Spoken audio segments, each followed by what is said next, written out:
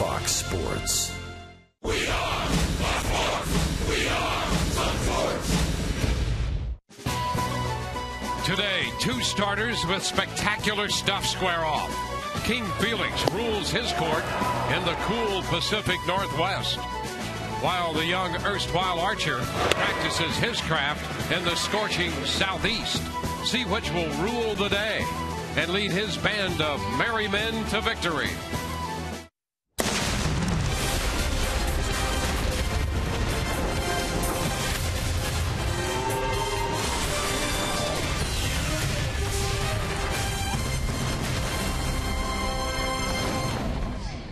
We welcome you to Tropicana Field this afternoon. The homestand continues with Game 3 of this 4-game series between the Rays and the Mariners. Seattle and the Rays dividing the first 2 games right down the middle. Hi again, everyone. Welcome to an afternoon of Rays baseball with Brian Anderson, Dwayne Stats. We'll be hearing from Todd Callis in just a few moments as well. Indeed, a great pitching matchup this afternoon. It begins with King Felix on the mound for Seattle. And I don't know what's more impressive, his numbers or his stuff. I mean, this is a guy that's going to come at you with a fastball that'll get up into the mid-90s, a changeup that's going to be in the upper 80s, touching 90 miles an hour. And look what he's done his last 5 starts. An overall 8-1 record, but the last 5, 5-0, 2.35 earned run average, almost 7 2/3 innings per start, 38 1/3 innings. He's walked just 4 in that span while striking out 38. So you're getting a great pitcher pitching his best this season. Yeah, and as Joe Madden might say, if you dig pitching, you're going to love this one. Chris Archer on the hill for the Rays, and he seems to have settled in and found himself in the last 4 outings. And Chris Archer, no slouch himself, and you're right, Dwayne. You go back after his last 4 outings, and he's throwing the ball as well as he has all season long. 1-1 record, but look at the ERA, 1.09. That span just over 24 innings, 31 strikeouts. So the stuff has been there. It's been explosive. He's been able to spot that fastball to both sides of the plate. And then that slider, he has allowed that pitch to get a tremendous amount of depth to it. And it is a true wipeout pitch. This is going to be a whole lot of fun today. And yesterday, no win for the Rays, but a pitching major league debut. And when we return, Todd Callis examines that.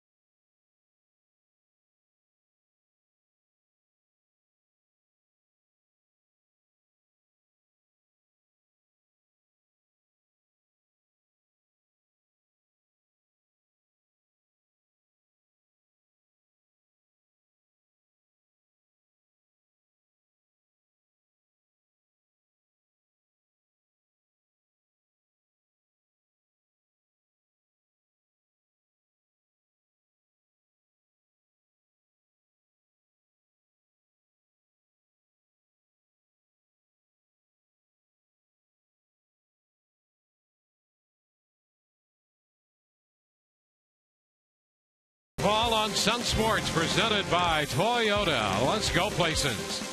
AT&T, mobilizing your world.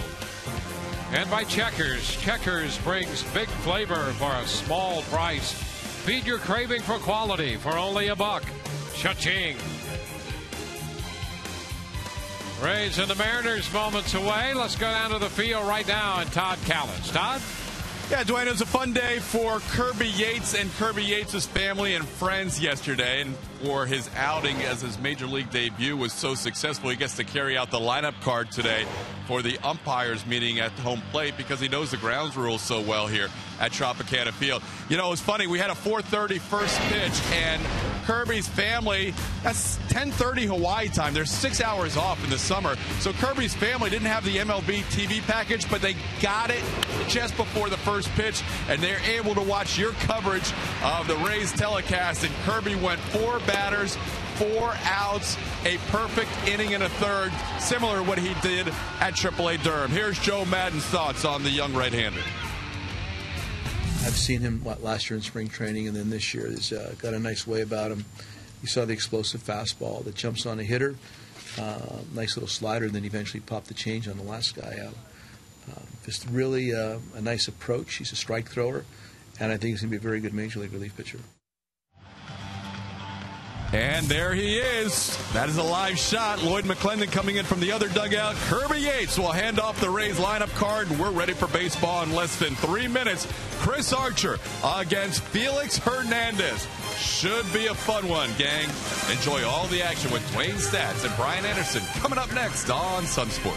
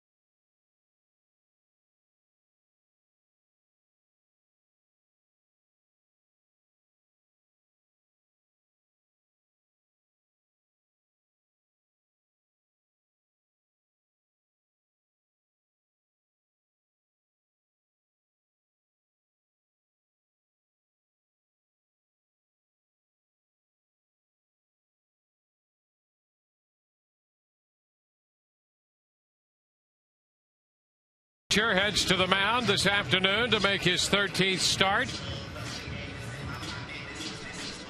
Coming off a tough loss his last time out against the Miami Marlins. And this will be the starting lineup he'll face, put together by Lloyd McClendon and brought to you by our Southern Ford dealers. Andy Chavez leads off, followed by James Jones and Robinson Cano. Kyle Seager hits cleanup in front of Mike Zunino, the catcher. Dustin Ackley back in the lineup. Ackley will be the DH. Cole Gillespie's in right. Brad Miller at shortstop. Willie Bloomquist at first base again. He'll hit ninth.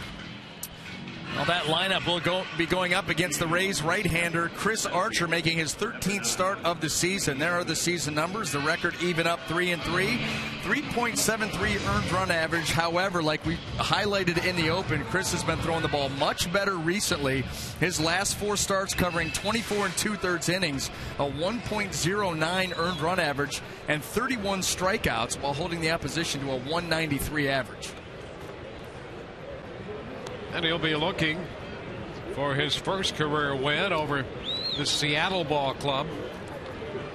He's lost 2 prior decisions, and he's all set to go to work. First pitch to be presented by Pinch a Penny, and here it is. Indy Chavez takes it up and away.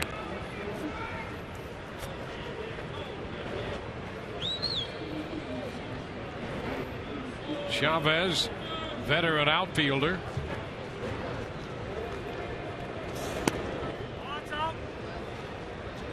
A 2-ball, no strike count. Chavez joined this club at the end of last month. He was at Tacoma. And the Mariners added him to their roster on the 30th of May. And the Mariners are 6-1 when he appears in a game this season. Yeah, I was just going to say, from what we've seen of Endy Chavez, he's one of those guys, top of the order. He'll hit the ball the other way, use the whole field. Good catalyst. Try to get on base. Pop foul. Molina got a late start, but Longoria's there to make the catch. That is out number 1. Quick pop out right there to Evan Longoria, and let's take a look at the rest of the Rays defense as it lines up. In the outfield, left to right, Matt Joyce, Desmond Jennings, and Kevin Kiermaier. Across the infield, third to first, the aforementioned Longoria, Yunel Escobar, Ben Zobrist, and James Loney. Jose Molina will be behind the plate. And the Rays uniforms featuring the commemorative patch, remembering Don Zimmer, simply Zim on the patch. James Jones takes a pitch high.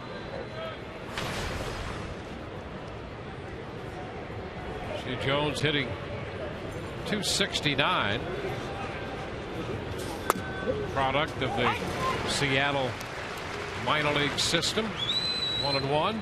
Going to be important for Archer to keep Chavez and James Jones off base. You look at the guys behind him. Cano's been swinging the bat well. Seager always dangerous. Zunino, a lot of power.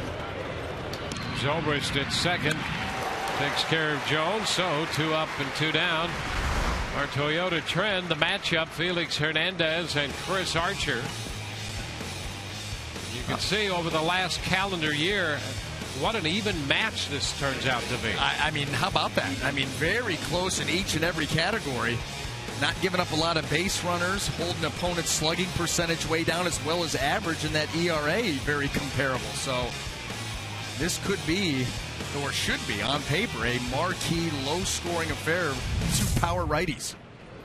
Well, you have 2 outstanding arms out there in the middle of the diamond on the mound.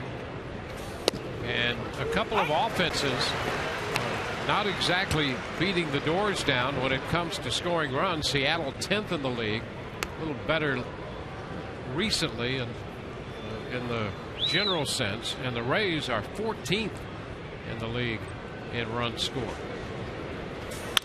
Ground ball to second, comes up on Zobrist, who recovers and makes the throw. Cano's out of there. 1, 2, 3, go the Mariners. Rays coming in to hit, no score.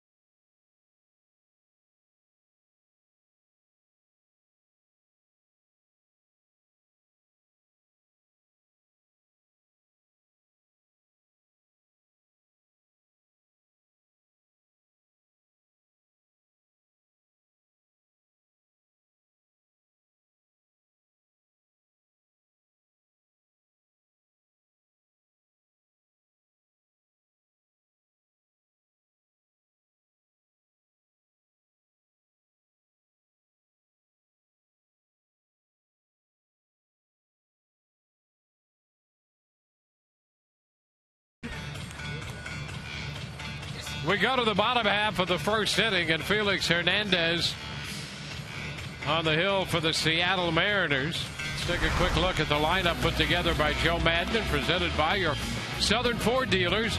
Desmond Jennings will lead it off, followed by Kevin Kiermaier and Evan Longoria. James Loney, Vince Oberst, and David DeJesus hit sixth in the lineup for the first time this year. He's the DH. Good numbers against King Felix.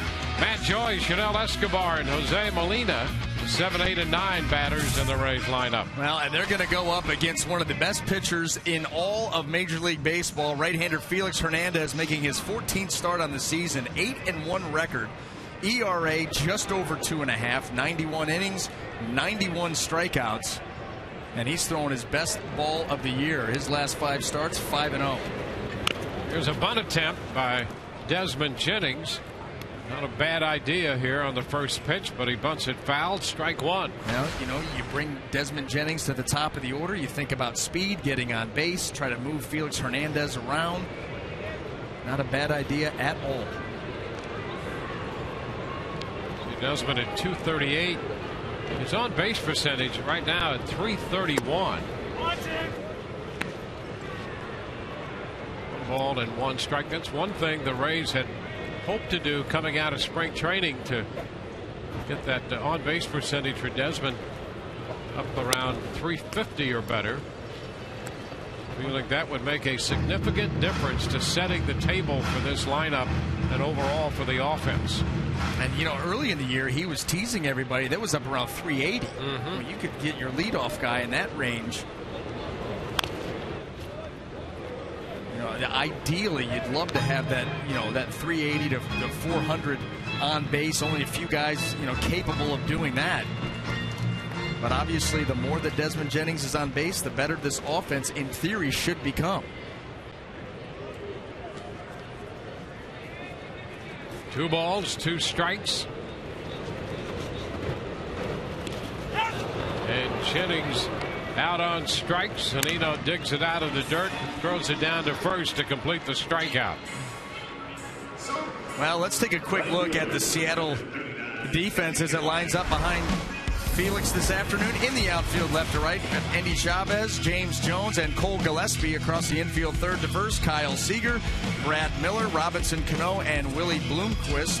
Mike Zunino will be behind the plate. One of the things that makes Felix Hernandez so effective is that he can put you away with almost any pitch he wants. Well, how true is that? I mean, he can get you with the fastball. He can put you away with the slider. His changeup is 88 to 90, 91. You were talking to Mike Blowers before the game, the analyst for the Mariners, and he said, I'm going to tell you something right now. You're going to see some 90s and 91s that you're going to want to say is a 2-seam fastball. It's his changeup. Yep. Trust me, I'm not crazy. And he said, in fact, on his own broadcast, he's got to break it down with the slow motion and show the grip, just so people don't think that he's making things up. Yeah, who throws a 91-mile-per-hour changeup? This guy right here. Yeah, with finish. Yep.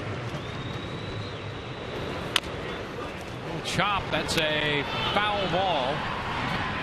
So Kiermaier will return to the plate with the count of ball and 2 strikes. Right there was a changeup, and that showed up at 89. Very hard. Yep. Very likely to see that 91-mile-per-hour changeup. Well, and when you start to think about a changeup that is that hard, you think about the fastball velocity. And for Felix Hernandez, it has been getting, you know, he said he's gotten 1 mile an hour 2 extras. Starting to get that pitch up. You know, he'll top out in the mid-90s, pitches around 93. But then you combine it with that slider and then a little deception in the delivery right there. Kiermaier with a base hit, pulling it through the right side. Got a fastball and shot it through the hole. So the Rays have a base hit. First base runner of the afternoon. That's always an accomplishment against Felix Hernandez, as the Rays found out in August of 2012 when he threw a perfect game against the Rays out in Seattle at Safeco Field. Struck out 12 in that game. And Dwayne, it was early in that game where I think you and I were looking at each other like, you know, not perfect game, but you're certainly thinking this may be real difficult to score today. Yep. You know it's going to be that good. Cut and a miss by Evan Longoria.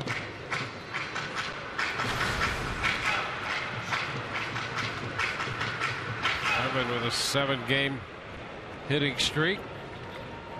370 for the life of that, and a little pop showing up in his game recently. So we'll get away from Zunino. Kiermaier moves up to second base. Change up in the dirt.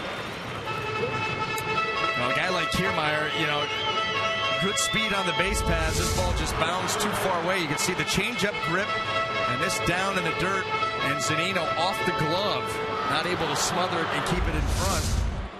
And the Rays will get their first scoring opportunity here. That's a part of the game for Zunino they've worked on. They really like him as a catcher and his ability to block pitches, but there are times they say his hands are so good back there that there was a tendency to rely on that as opposed to blocking pitches. Use your body, use that chest protector and your technique to stay out over that. The ground ball to third. Kiermaier looked back to second base and throw to first to get Longoria. Yeah, Seager faked me out up here. I mean, he took a full arm fake to drive Kiermaier back to second base. You see right here. Close. How about this? I'm going to get you. Oh, no. That'll send you back quick. Well, they know how aggressive he is. If they just give him a look and throw to first, who knows what he's going to do. That way he stayed put for sure. And I think especially after you go back a few games when he had that opportunity on a chopper to score from third and he didn't. He's motivated. You're right. And you're going to see an aggressive guy on the bases. And that's saying a lot because he's motivated to begin with. So if he's got a little extra motivation, look out. There's a curveball to James Loney for a strike. Loney hitting .285.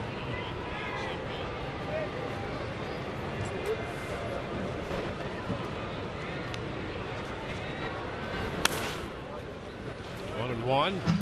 Rays come in here dropping 11 of their last 12. They snapped that 10-game losing streak in the first game Friday night, winning 4-0. Dropped yesterday's game 7-4.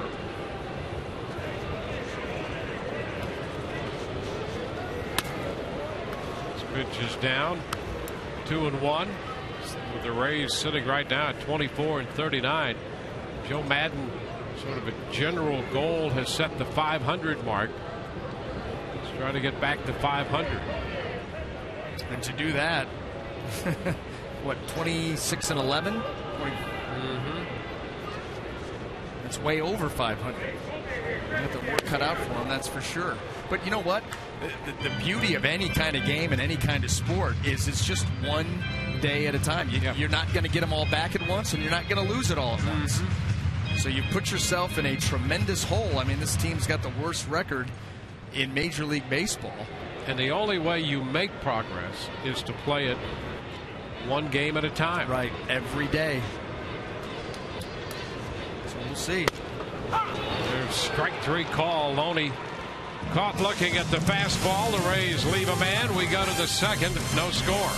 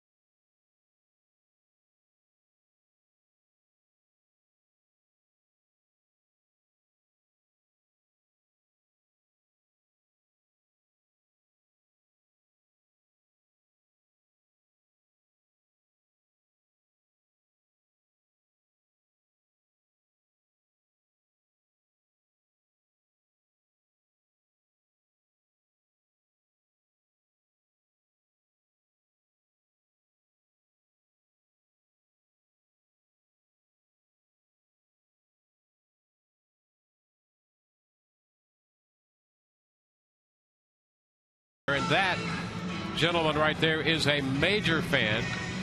Got dressed up. Got the King Felix t-shirt on and a little mousse in his hair. In this case, on his hair.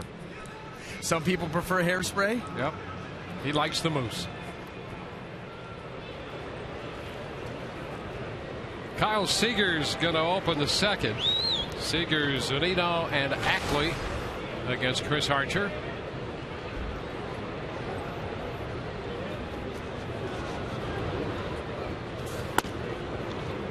That's ball one.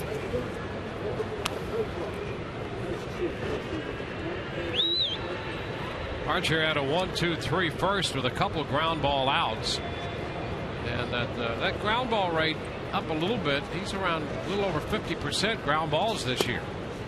1-1. Well, when he's able to keep the fastball down, guys are going to pound it into the ground because of its velocity. It's just tough to elevate with a little bit of movement. And that slider, he gets so much depth on it that unless he hangs one, how are you going to elevate that pitch? So it makes sense why Chris can do that without having a true sinker, a heavy sinker, but a pitch that is powerful and has some good arm side run to it.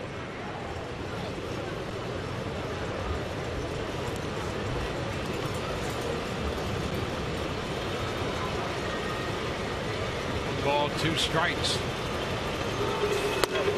Ooh, pretty close there. Archer thought he had a strikeout. The count evens at 2-2. That's been a big pitch for him the last few starts, and this good run that he is on. The front door two-seamer to the left-handed hitters. He'll start that pitch a few inches off the plate in, let the movement take it back to the inside corner. So inviting down and in the slider. The count is full. Zunino, the catcher, on deck.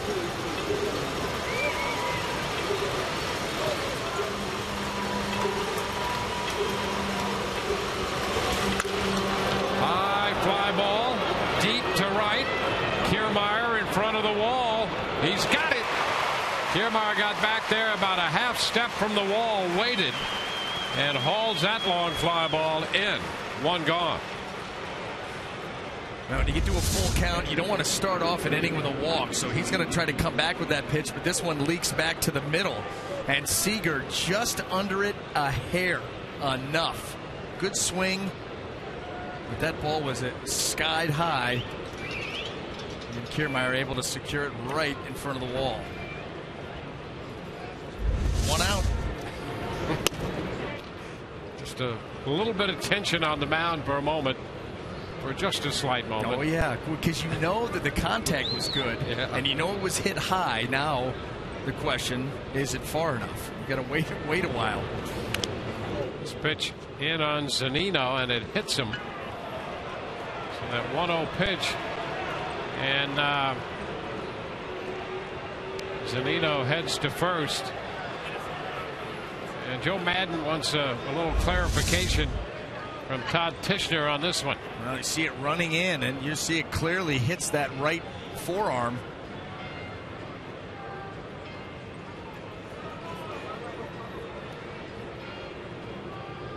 So Joe talks it over.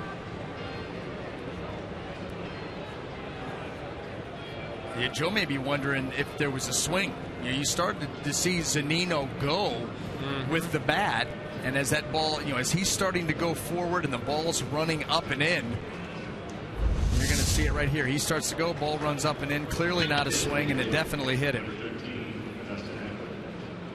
Zunino at first, hit by a pitch, heading back in the Rays dugout. Dustin Ackley is the designated hitter. Puts down a bunt.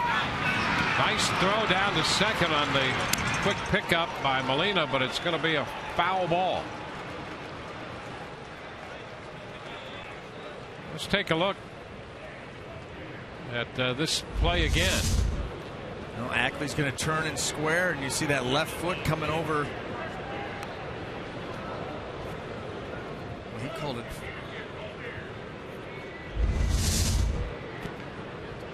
So it's, you know, that ball came off the bat. You know, David Martinez too checking on that. But that ball came off the bat, foul territory, bounced straight up. We usually don't get you for a foot infraction quite like that. Maybe he thought I hit the bat twice. Ackley fouls this one away. So it's a 2-strike count. But Tishner immediately called it foul when Molina made that quick pickup and the throw. And the other side of that, he's stepping out of the batter's box. Well, yeah, I mean, if anything, he's out. Yeah. I mean, to determine that's a foul ball would save him from that. He's out now on strikes. Ackley called out on strikes. But if that's a fair ball and you step out of the box, you're out. Yeah. Well, so let's see if this ball makes it into fair territory. So the left foot's going to be on that line. He bunts it. It's bunts in foul territory, but that doesn't matter. It's heading out into fair. And right there, that to me is, yeah. If you didn't see the foot, it's a fair ball. If you did, then maybe you call him out, but it can't be a foul ball. Yeah. It's Gillespie. And the only thing is what we touched on earlier, first pitch is a strike. On the way back up, if it might have made contact with the bat again. Right. Although it was hard to detect that on the replay, if that's what happened there. That would be the only way that you could call it, and maybe that's what Tishner thought that he heard or saw. A high chop will be charged by Escobar, but no play. So it's an infield hit on the chopper. We continue to see a lot of those recently. I mean, a ton of them. And the guys that can run, Cole Gillespie being one of them, able to beat those out easily. You know, Escobar, you know your runner. And we've seen good speed from Gillespie, good power, too. This guy's playing very well for the Mariners right now. So 2 men on with 2 men out in the second inning for Brad Miller.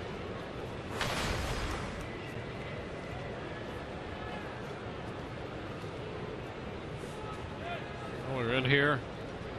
It has been a struggle for him really all season for the Mariners offensively. Pitch is up. Comes in hitting 169 right now.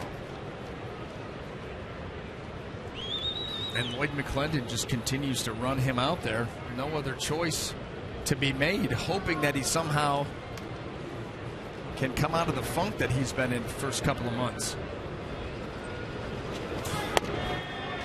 It's a strike. Hard stuff on the inside part of the plate. 1-1. The fastball for Chris Archer is starting to ramp up in velocity. The last 2 pitches, 96, 94. Having a runner in scoring position will do that also. The chop backhanded by Zobrist. The toss to Escobar at second. 2 men left. We got to the bottom of the second, scoreless.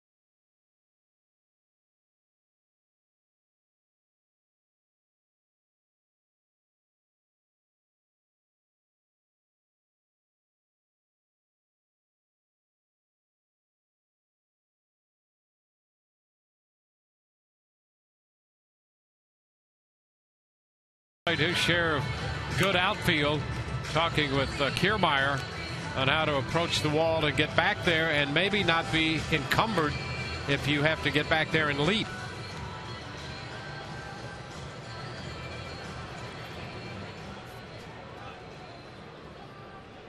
Davey, a lot of center field, right field here with the Rays, and left field. Well, Kiermaier here, I listen, he's going back and keeping a track on this ball. That's really all you could do. It wasn't like he was back there, you know, trying to track down a hard shot into the gap. Zobrist taking this one the other way toward the corner, and Chavez is there to make the catch. You know, I think in that case there, I mean, we saw Kiermaier make it live. We looked at him on the replay. He seemed to be fine. And I'm not so sure that that was just a general outfield discussion with a coach who spent his career being a very good outfielder and a young outfielder there. You know what? I think, Dwayne, you absolutely could be right. And anytime you see a guy reaching back for the wall, that can elicit a discussion about different types of balls hit out there. And it's a constant learning process. Kevin Kiermaier, you know, up in the big leagues for a very short period of time. We love what we've seen of him, the way that he plays the game. And you can just tell by the way he plays, how hard he plays, that he's going to be a coachable guy, too. Mm-hmm. You're going to be able to mold him and teach him the nuances of the Major League game of baseball and his position.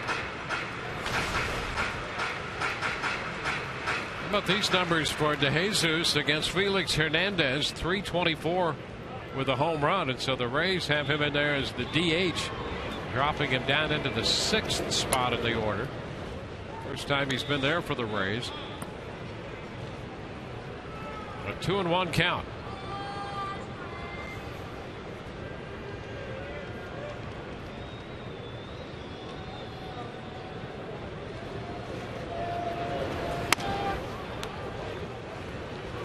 Three and one. 28-year-old right-hander Felix Hernandez. He'll be 29 the first week of August. He has 118 wins in the major leagues. And he walks DeJesus. Walked only 16 men in 92 innings until that walk. And you go back over his last 5 now, beginning of his 6th start, 39 and a third innings, and that's just the 5th walk. So he's actually been even getting better in that category, not giving up the free pass.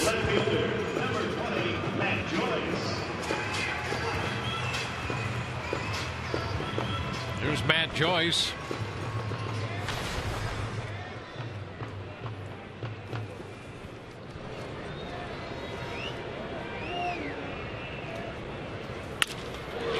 Toward the middle, caught by Miller, throw to first, not in time as DeJesus slides and ducks all in one move to get back in there safely. Well, you know what, David DeJesus freeze on a line drive and then start to head back right here, line drive, and he starts to peel back, and for good reason.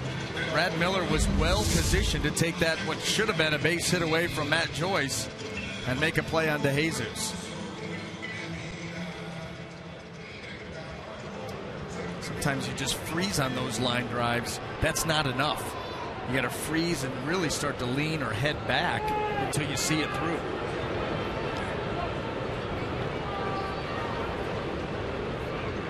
Miguel Escobar chops it to third. That's a foul ball. Wow. Very close indeed. And now Tom Foley wants to talk that one over with Tim Welke. And here comes Joe Madden. You know, here's the thing. The judgment call by the umpire, and obviously it's where it crosses the bag, but how are you ever going to find an angle that definitively crosses the bag? It lands in foul territory. So where can you find an angle that says that went over the bag? It clearly hits foul. And right so there in front of Tim Welke. The whole play was in front of him. There's no camera angle where you can say that ball was definitively over the bag. So yeah, and that situation, it's not going to be reviewable. That's why Davey's not down there and Evan is. Yeah.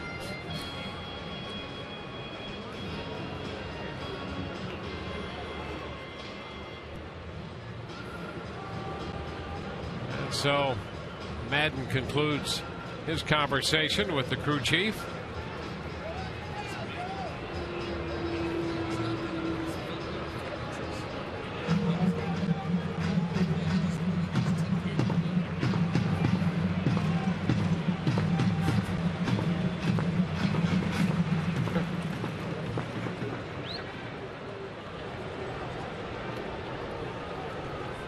So Escobar about to step back in there.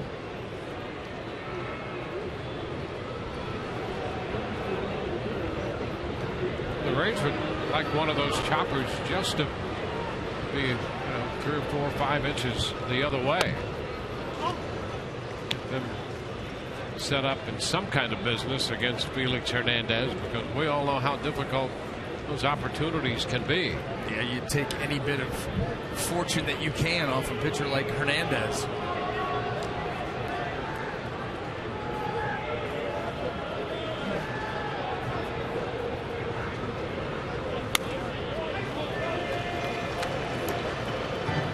So 2-1 count.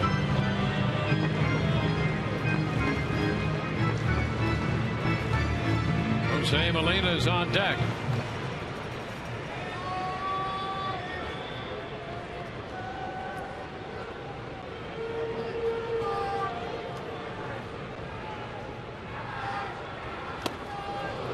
Escobar misses that one by plenty, and it's a 2-2 count.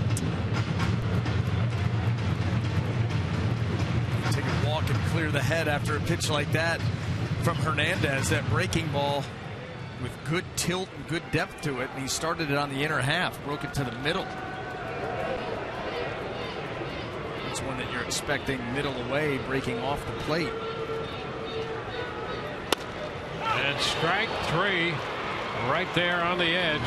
Escobar called out on strikes. We're through 2. Seattle nothing and the Rays nothing.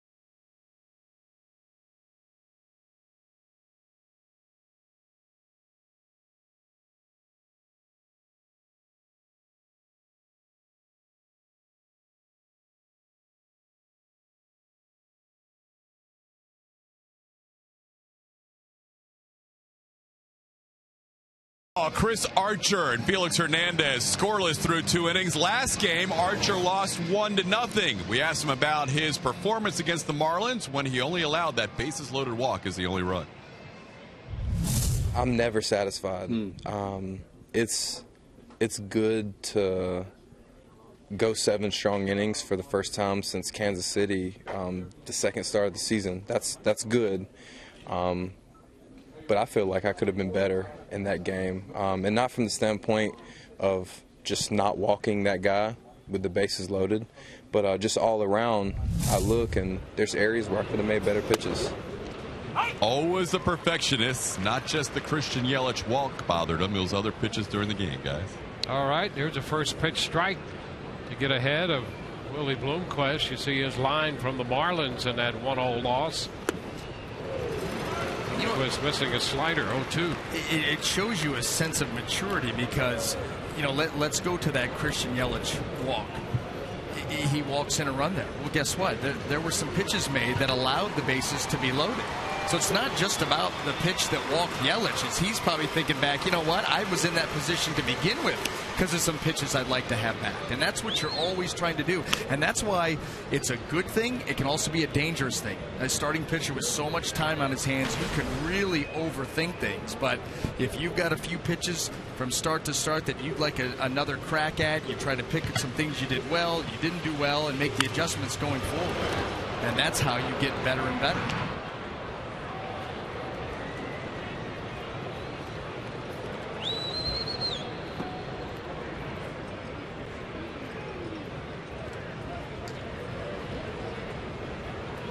Fry making a point there.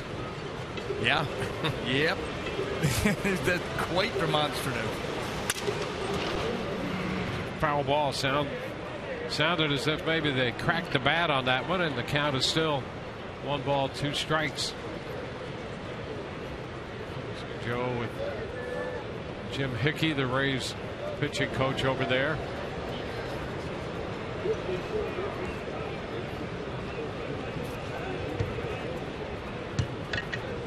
Boy, it's been frustrating for that entire group. You see Foley beyond there, and the whole Madden and the coaching staff.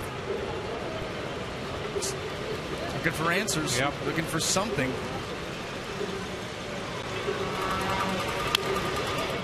Back into the screen. The count is still a ball and 2 strikes. Bloomquist, the number 9 hitter. That's Chavez on deck, the leadoff man.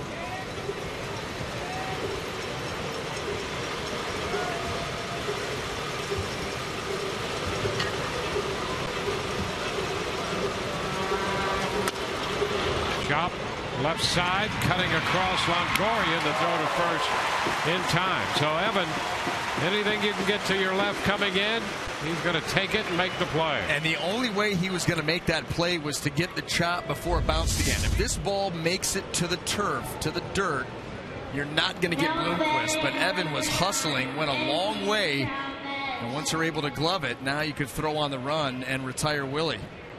But I'm telling you, if that ball gets to the dirt and you've got to low scoop it, forget it.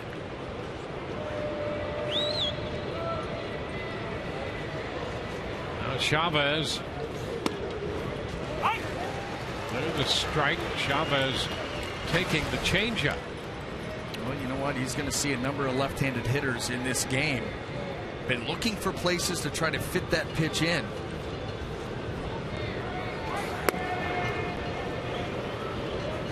Low, shortened up. If he can just sprinkle that in a little bit, you know, just something like that, you start to put that pitch into the hitter's minds, and that will just make your fastball and your slider that much better.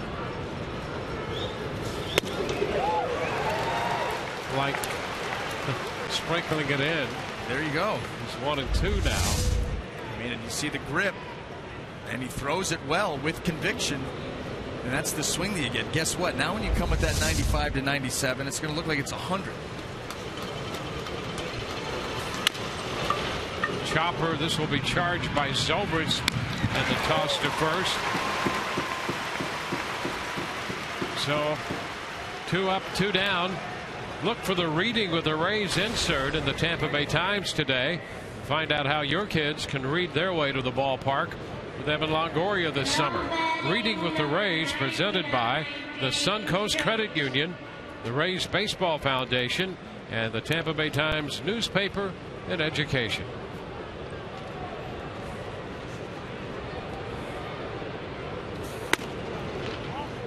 Fastball away to James Jones.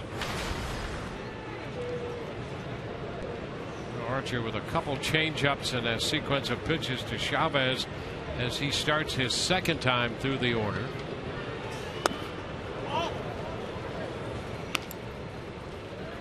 This is the off-speed pitch down. 2-0.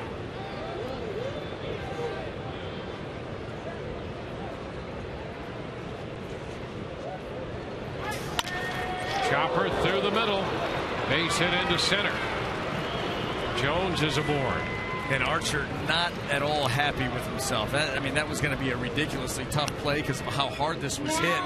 But that ball got right over Chris. And once it got by him, it was going to be a base hit. The way the defense. Oh, just a little bit late on that jump. Yeah, the ball wasn't chopped over the glove. It was to one side. And that's why Archer was so frustrated. Well, he didn't get up until the ball was past him. The ball was already over his head when the jump was culminated, and that ball was hit hard, though. Here's Cano. Line drive, and that ball caught Escobar. Boy, that had a little action on it on that hot shot liner to short to Escobar. Escobar defending himself, made the catch. No score.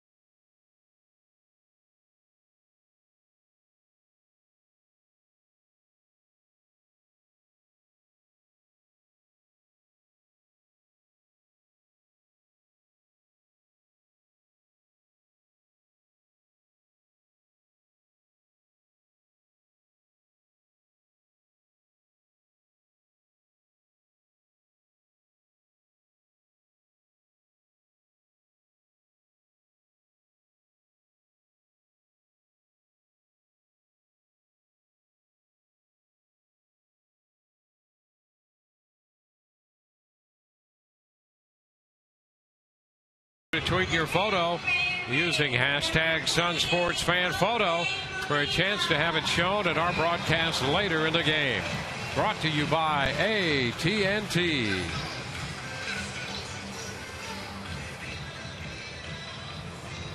Jose Molina set to lead off as the Rays face Felix Hernandez.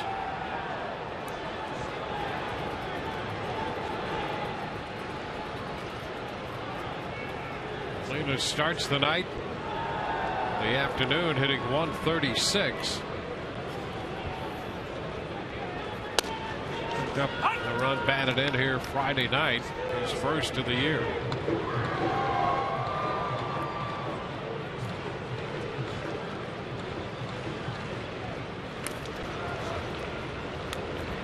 Ball, one strike.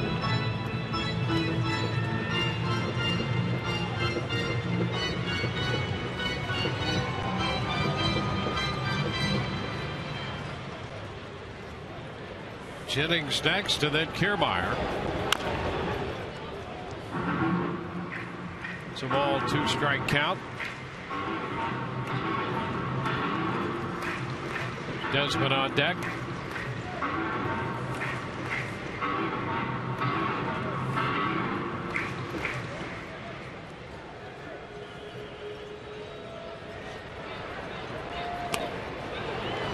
A cut and a miss. Molina strikes out to open the inning. Well, he strikes out on the changeup, and it goes back to what you were talking about earlier in the game, Dwayne. Felix Hernandez and his ability to put you away with any number of 3 or 4 pitches. That's the changeup, and much like we see with a lot of the Rays pitchers and the effectiveness of that pitch, not afraid to throw it right out over the plate and trust that the action on the pitch is going to take it below the zone.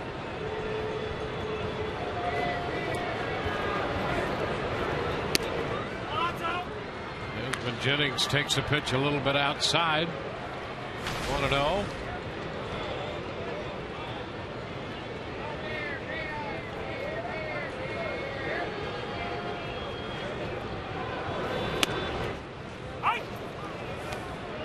It's 1-1. Hernandez sets his own pace out there as well. All of the variety of pitches and command he has, he also commands the tempo. Curveball right there. 2-1. You know what? There's something to be said for that. This guy's got 4 pitches to choose from, a couple variations on the fastball, and yet he knows exactly what he wants to do, and there's no reason to waste time. Let's get up there and let's go. There's a base hit shot back through the middle. Rays pick up their 3rd base runner, their 2nd hit. I will say this. It's early, but we've seen Felix Hernandez better. We've seen him a little bit more sharp than he's been. You know, still, I think, trying to find his way with that changeup and the release point on it. He did get Jose Molina, but that was a ball that was in the dirt, and it didn't have that late, deep action. The command has been a little spotty for him. Yeah, I think that's a good observation. Of course, the Rays have seen him at his very best way too often, including the perfect game he threw against him. That's a strike to Kiermaier. Well, you know, he's never won a game here. Yeah. At the Trop. He's 0-2 at the Trop. He's thrown the ball well. His last 2 starts here have been a combined 16 innings and 4 earned runs. That's right. You saw still no wins. No. You see that ERA here at Tropicana Field over 4. That was 1 start back in 2006 that ruined those numbers. That's it. But yeah, no wins. Overall 5-2 against the Rays in 12 starts, 2 complete games.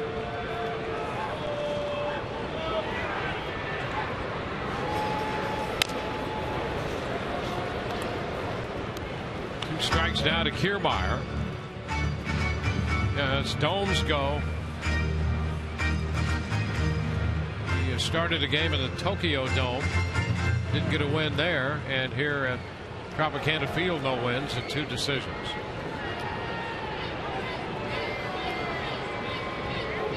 Any edge you can find. Oh, you just cling to things like that against this guy.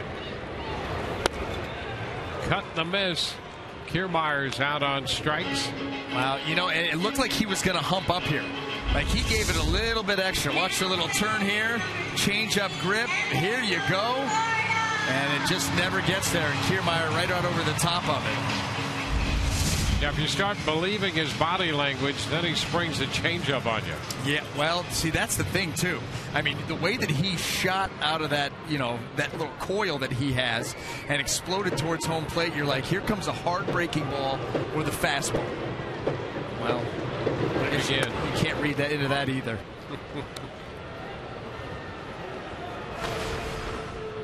1 ball, no strike count.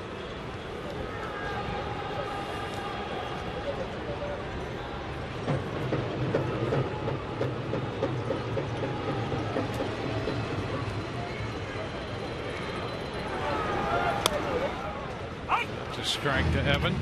Fastball. Well, at some point, you'd like to see Desmond go here. Try to get something going. I know you got Evan Longoria at the plate, but to try to get out into scoring position, this guy, Felix Hernandez, has given up 8 stolen bases in 10 attempts. Pretty good lead there by Desmond. 17 out of 22 a year ago. There he goes. Curveball and a good pitch to run on. No throw by Zunino. And a stolen base. That was a really good jump, too, by Desmond. In fact, he almost, well, not almost, he gave it away. He's already, like, leaning right here. But I'll tell you what, that was timed up and synced up almost perfectly. As Felix Hernandez's front foot was moving, Desmond was off. I don't know if Zunino had much of a shot, even if he comes up with it clean. Evan down on the count, a ball, 2 strikes. And he is out on strikes to retire the side. 6 strikeouts for Hernandez. We go to the 4th, scoreless.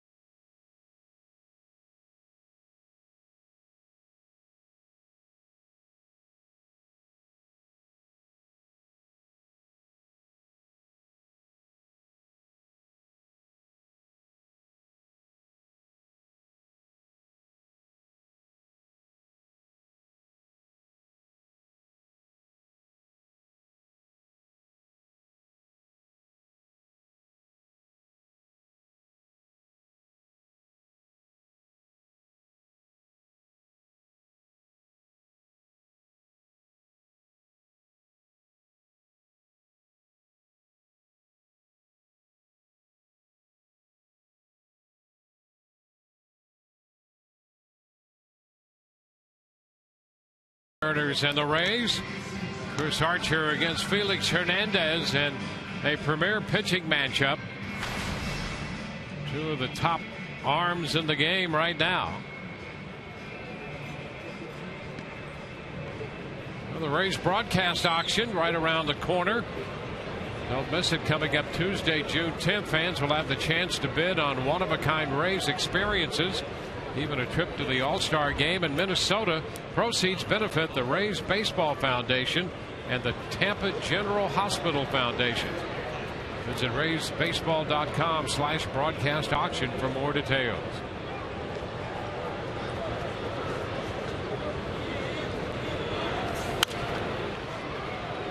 Kyle Seager fouls a pitch away.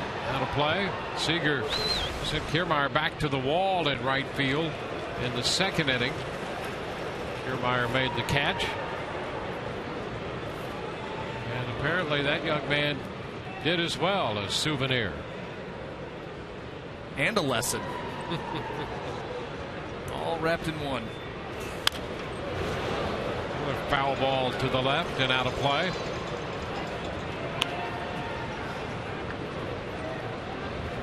Two strikes the count to Seager. Mike Zunino next, and then Justin Ackley.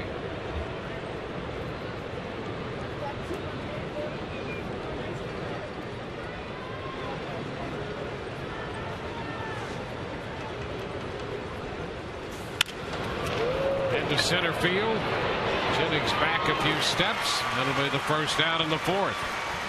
Tell you what, the Rays have done a number on Kyle Seager. He came in to this series red hot. I mean red hot. And that makes him 0 for 10 against Rays pitching. In fact, their 2 hottest hitters coming in. Kyle Seager 0 for 10. Michael Saunders, who hurt himself in the first game of this series on a swing, and we haven't seen him since. Zunino. Slider is up out of the zone. A ball, no strikes.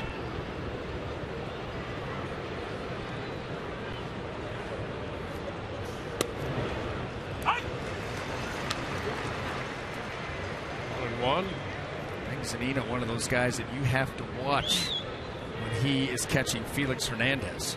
He has caught all of Felix Hernandez's starts, and during those starts he's hitting .370 with 5 of the 7 home runs. Yeah, he does his best work behind the plate and at the plate. Yeah, with Felix Hernandez out there. He does have tremendous power, but He's out of the University of Florida. 3 trips to the College World Series while in Florida.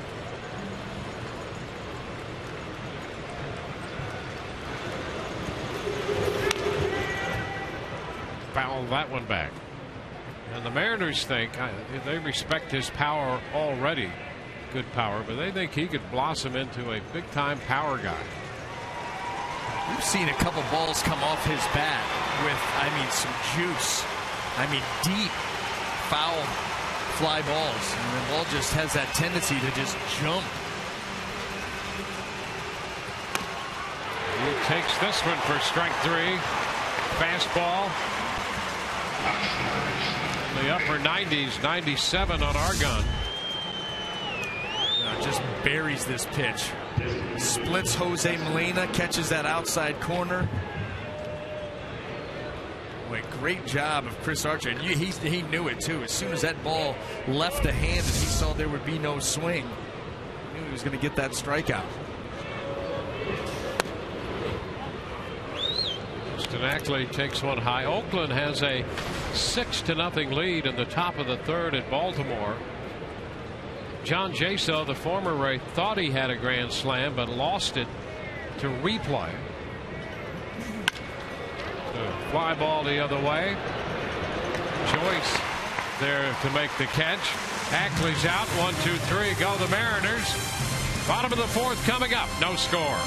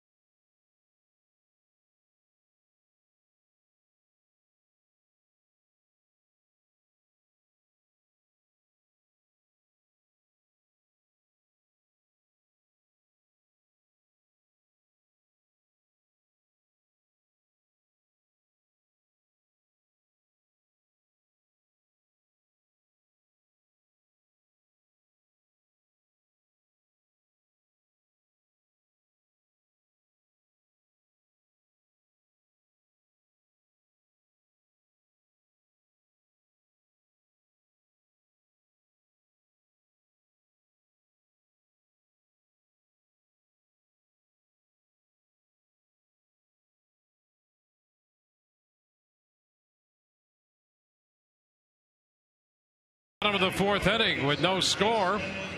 In the game today and all season long, Tires Plus donates $100 to the Pediatric Cancer Foundation for every Tampa Bay Rays home run televised on Sun Sports.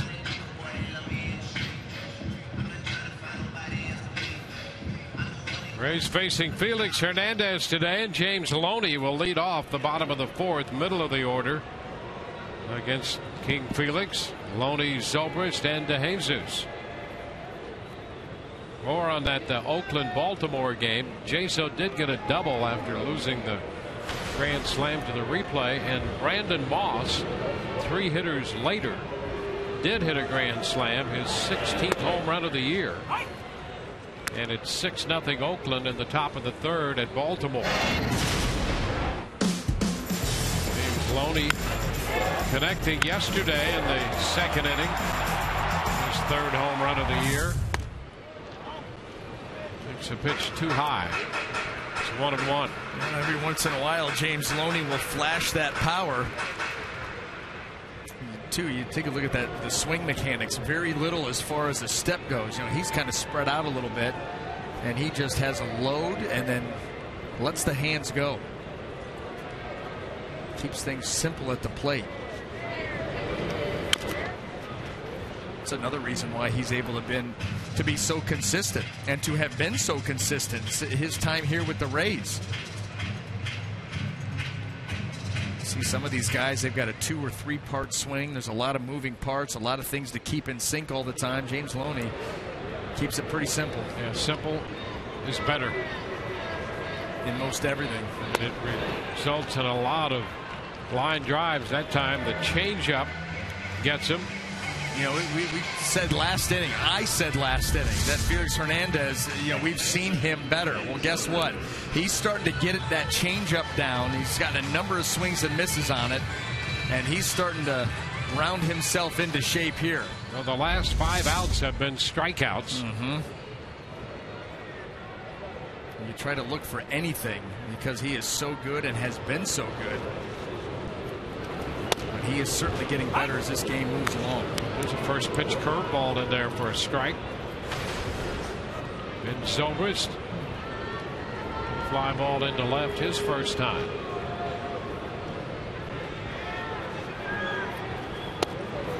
And he's behind in the count. Curveball, fastball, 0-2. Well, you know what? Yeah, now he's starting to pitch ahead, but his mix of pitches is getting better. You're seeing more of the swings on pitches off the plate, guys taking strikes that they normally swing at.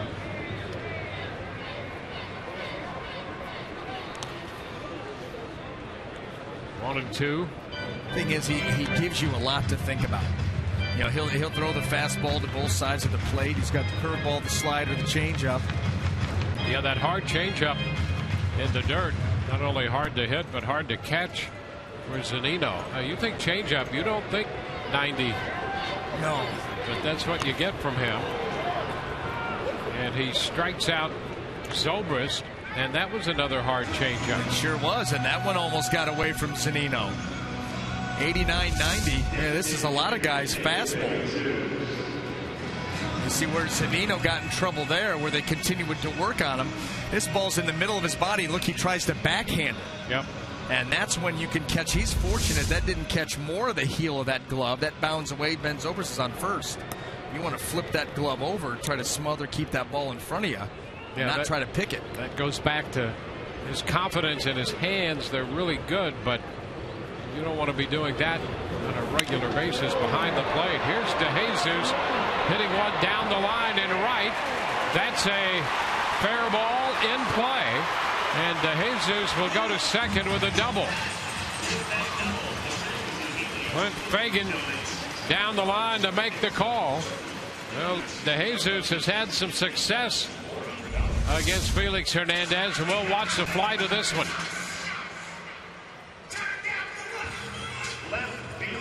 I mean, just inside that line, short hops the wall.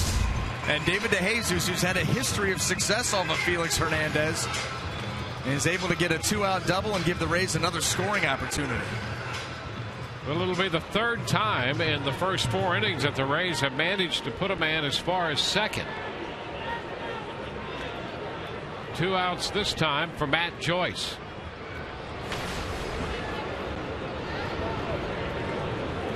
Matt, 1 out of 16 in his career against Felix Hernandez, including the line drive to short in the second inning. 1-0.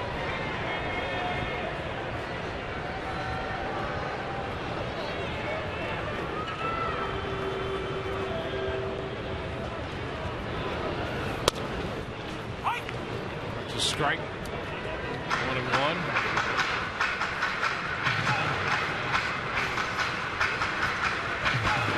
Five consecutive wins for Felix Hernandez. The last one coming on the road against the Yankees.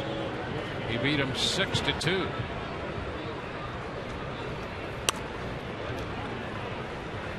It's 2-1.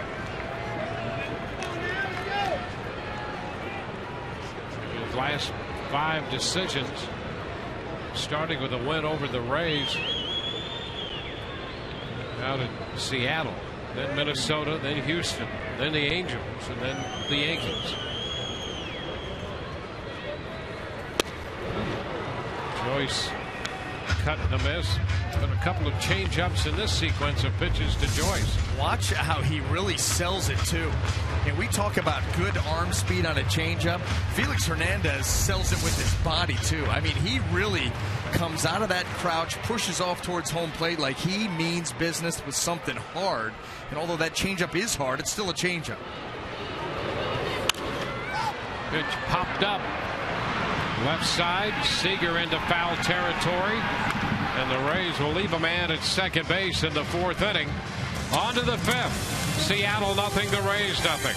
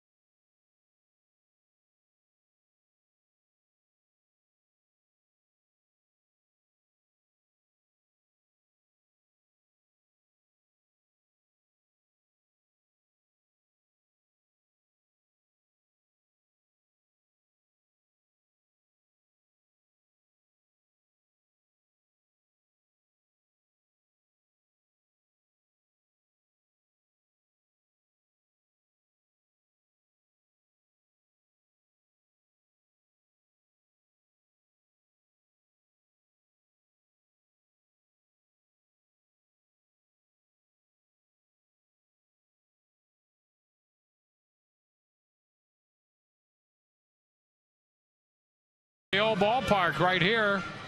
Well, it's hard to hit what you can't see. I mean, a booster, come on. Yeah, but that's great perseverance there. It's like facing Felix Hernandez. Pretty good analogy right there. That wasn't all me, though, Dwayne. I had a little help on that one. My joke writer. I gotcha. Well, frustrating feeling, nevertheless. You're trying to have fun here at the ballpark on Family Fun Day with the youngsters. They're trying to hit Felix Hernandez. And so far, it's been the same way for the Mariners against Chris Archer. Archer with a couple strikeouts. He's given up 2 hits, no runs. And here's Cole Gillespie leading off. Takes the first pitch strike. Archer starting Gillespie with a slider.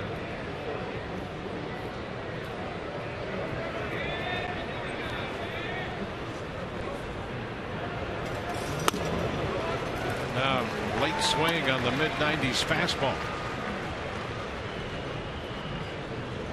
Yeah, Archer has it working once again, that fastball, and as the game's going on, he's been more consistent with the velocity in that mid-90 range, touching 97. Good slider. We've seen a handful of good changeups too. Into center field, Jennings closing. So that's the first out in the 5th inning. Our fans, the Rays, thank you for selling out the Papa John's bullpen box for the 2014 season. Still a lot of fun, but limited dates remain for other group party areas at Tropicana Field, like the left field terrace, the 162 landing, and the back porch. For more information, contact group sales at 888-FAN-RAYS or visit RaysBaseball.com. Brad Miller takes the first pitch, and so does Todd Tishner. Oh boy, yeah, that was a slider, and that was whiffed by everybody except for Titchener's toe. Oh, if he didn't have a bunion before, he has one now. Old clubfoot. That is not a pleasant walk. No, because a slider or not, that's upper 80s, right? I don't care if that's that little padding on there. That's going to help, thank goodness. That caught him square on that foot. A strike to Miller. 1-1. Miller came into this game 2 for 5 in his career against Chris Archer. Both those hits home runs. It has been a major struggle for Brad Miller so far this year. And the one thing Lloyd McClendon wants to make sure is that he still gets good shortstop play out of Miller, because they absolutely need a shortstop to help support an excellent pitching staff. So with all the offensive issues he's had, and they ran through a couple of the stretches where McClendon thought it was starting to affect Miller defensively. That's when he gave him that time away, 2 or 3 days off.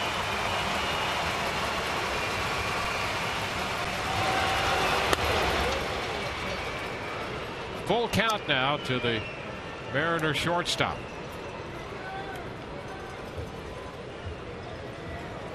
Willie Bloomquist is on deck.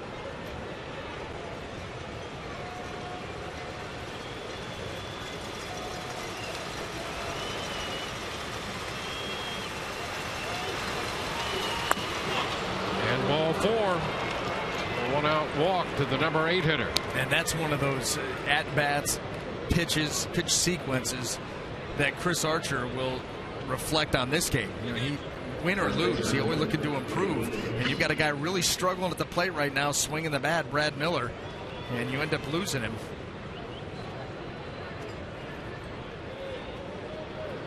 Against an offense that really hasn't been able to manufacture a whole bunch against you on their own. So don't help them out. Willie Bloomquist out third to first. His first time. That's the ball that Longoria had the range far to his left in front of Escobar to make the play on. And the first pitch to him is high. Fastball. And Molina has seen enough of this right now and goes out to try to change this trend.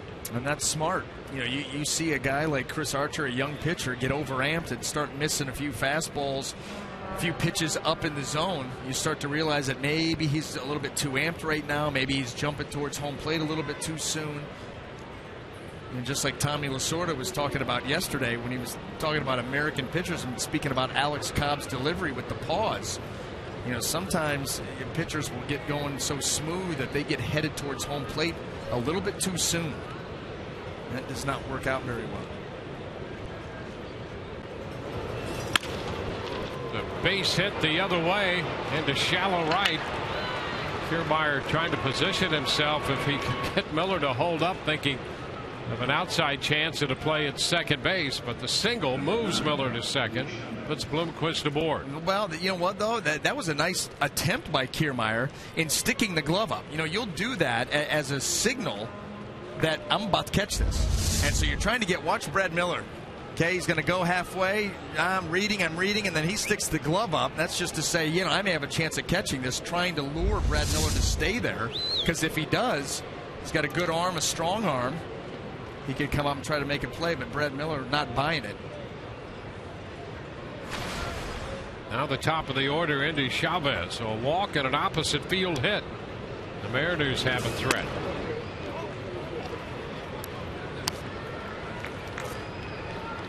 Ball, no strikes on the first pitch. A fastball away.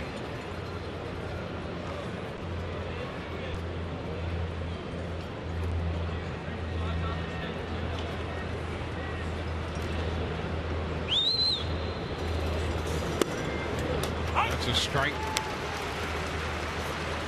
Slider in there, and the count is 1-1. Chavez out of Venezuela. 36 years old.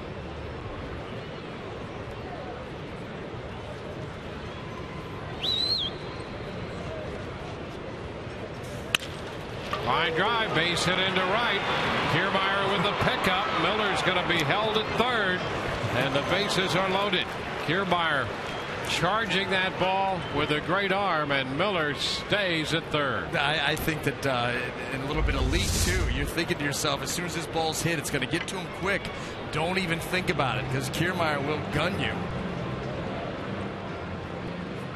Miller off and running, but that, like I said, that two things. The ball was hit hard. It gets to Kiermaier quick.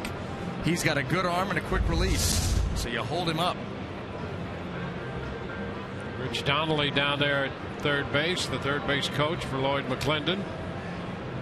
And Jim Hickey holding a conversation here on the mound in the 5th inning with the bases loaded and 1 out. It started with the walk to the number 8 hitter. And that's why you do not want this to be a part of a game that you look back with regret. Brad Miller really in a funk. He's been in a funk all season long. That average in the 160s. And you end up losing him and walking him, and that's what gets this inning started for Seattle. So if you're Chris Archer, you've got to make a couple of big pitches here, maybe just one big pitch, get a double play, get out of this inning. Do not want that to come back and haunt you. And James Jones is 1 for 2 today. Pitch, that's a strike, fastball. Well, Braves have the infield up. Yeah, it's going to be difficult to get a double play with this setup, but you're thinking cut the run off at the plate. James Jones would be difficult anyway. He can run well. One pitch at a time. But you also understand who's throwing for Seattle. Runs hard to come by so far. No reason to think that that's not going to change. There's a strike, 0-2. Now you got a chance here to put him away. You got a chance to strike him out. Chris Archer has strikeout stuff, whether it be with this pitch. You see, completely fooled James Jones on a ball that ended up middle of the plate.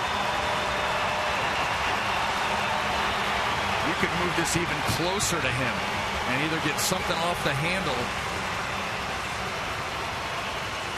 And it's going to do it.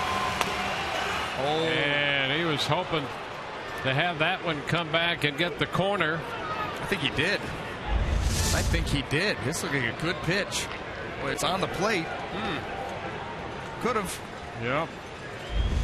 And you know what? With these reactions of James Jones, there's no reason you can't go right back in there. He is not recognizing that pitch at all. So it's a 1-2 count. Bases loaded in the 5th inning. Scoreless game. Archer's been here before, as recently as Tuesday in Miami. Upstairs, it's a 2-2 count. Just overthrew that one. I think Chris Archer's thinking the same way. I got this guy if I execute this pitch. And sometimes you get a little bit amped up, a little bit too sure.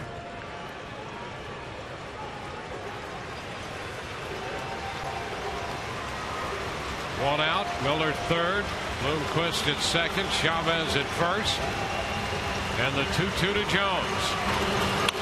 Ground ball back to the mound. Archer lobs it to the plate. Boy, he had a scramble on his hands to control that one. Yeah, well, I got to wonder what was going on with Brad Miller. This is a ground ball back to the mound. He does not break off third. Watch this. James Jones, boom, clearly on the ground, and he's just hanging out there. I'll tell you what, not swinging the bat well, not running the bases well.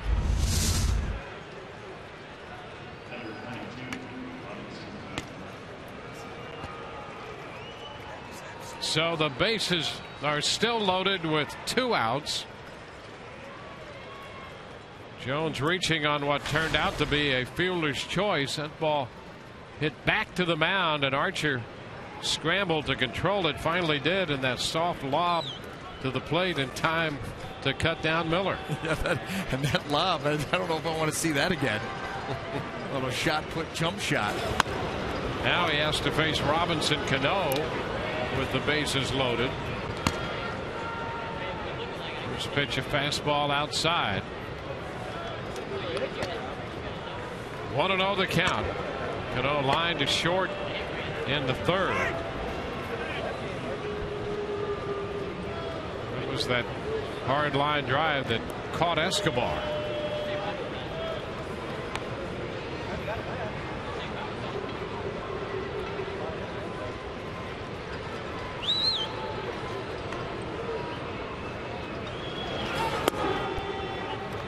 Down and in. 2 balls, no strikes. Cano since the 9th of May. So here we are on June the 8th.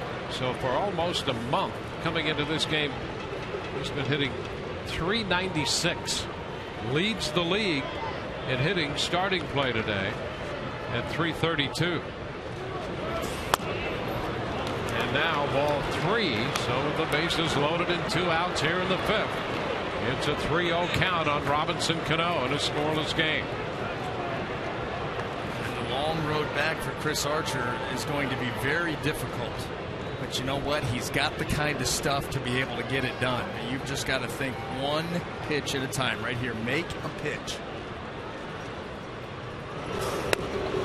And he picks up a strike with this 0 for 2 in this game. Cano 0 for 9 in his career against Archer. With a walk and the other plate appearance. 3-1 the count now. Archer trying to escape a big spot in the 5th. 3-1. Fly ball into left. Joyce will go back to the wall, reaching up, and he made the catch. That ball with slice on it sent him back to the track in front of the wall, and he had to make a reaching catch. Archer gets out of this bases loaded jam on this catch by Joyce in left. We're going to go to the bottom of the 5th. No score.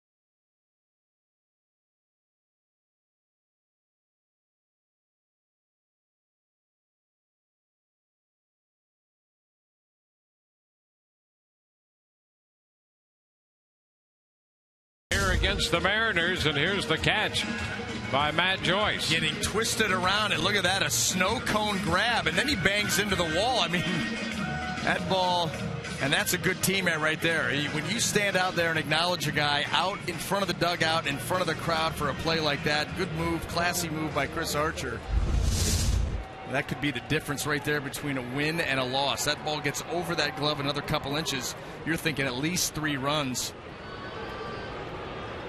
And instead, we're still scoreless. No score. Bottom of the 5th finds Chanel Escobar leading off. The pitch is a strike. Molina to follow, and then Jennings against Felix Hernandez.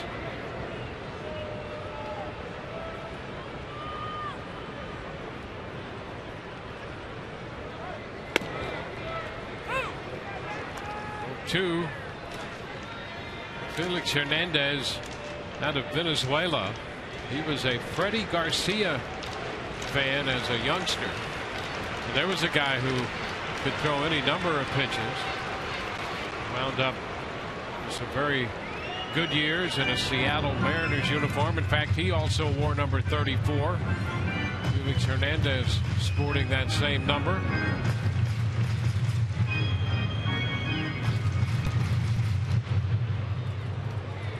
Felix Hernandez, a Cy Young Award winner.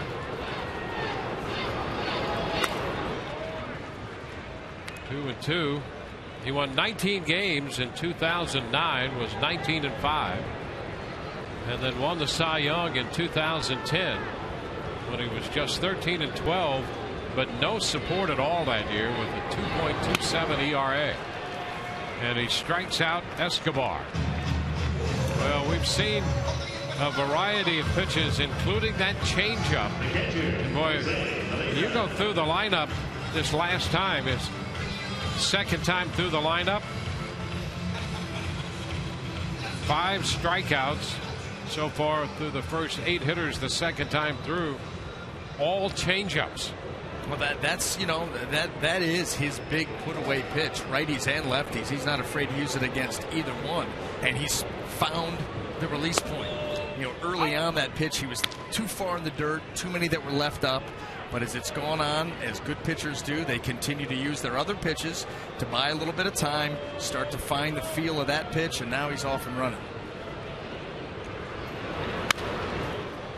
Jose Molina behind in the count. 0-2.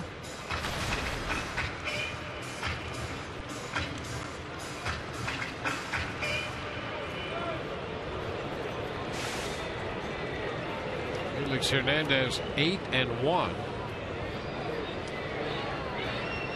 The fact that he's never won 20. Some people in Seattle feel that he is bound and determined to win 20 games this year, and he's pitching like it. Of course, he pitches like that every year. Just doesn't have a lot of support. Right. He's getting the support, and he's racking up the wins. 13 starts so far this year. He has 8 wins to go against the 1 loss, and no reason to think that he will not continue to march towards that as long as he gets a few runs. And he strikes out Molina on a breaking ball. The last 5 you said with changeups? He heard you. Now he's going to drop a breaking ball right there at 79.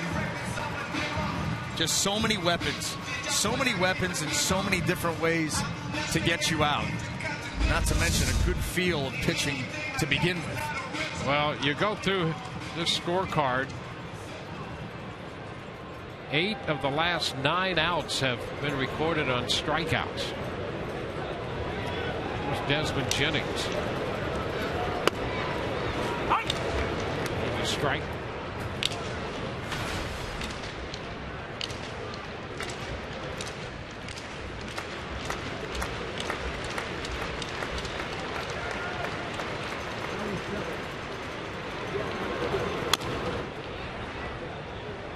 You get the feeling that it's going to be tough to put together an inning of multiple base hits, a walk. Thought comes to your mind, you're thinking about a base hit here or there, a walk, a hit bat or something, and then somebody for the Rays pops one, leaves one out over the plate, and someone loses it. Jennings out on strikes. The changeup got him. 3 strikeouts here in this inning. On to the 6th. No score.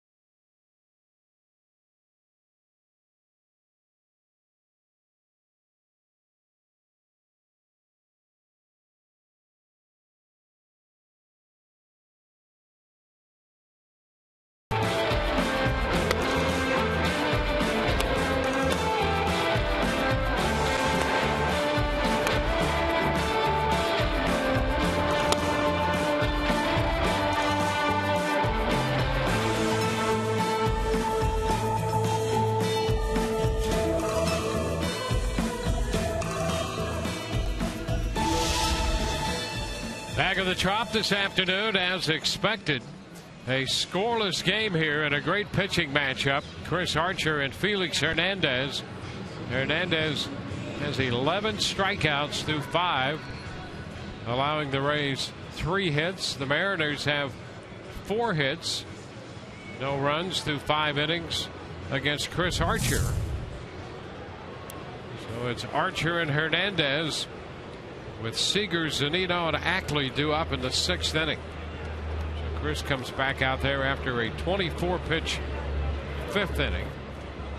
Hernandez disposed of the Rays on 12 pitches, striking out the side in the bottom of the 5th. So here we go into the top half of inning 6. Strike 1 to Seager.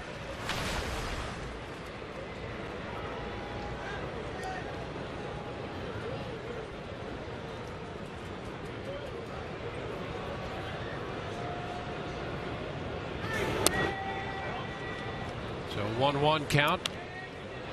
11 strikeouts for Felix Hernandez today, equals a season's high.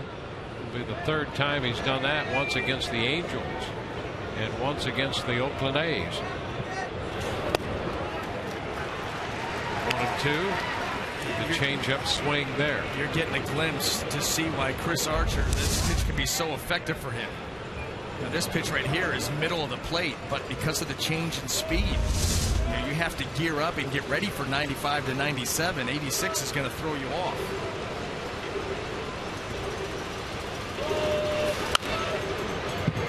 Foul ball. What's the point in regard to Felix Hernandez?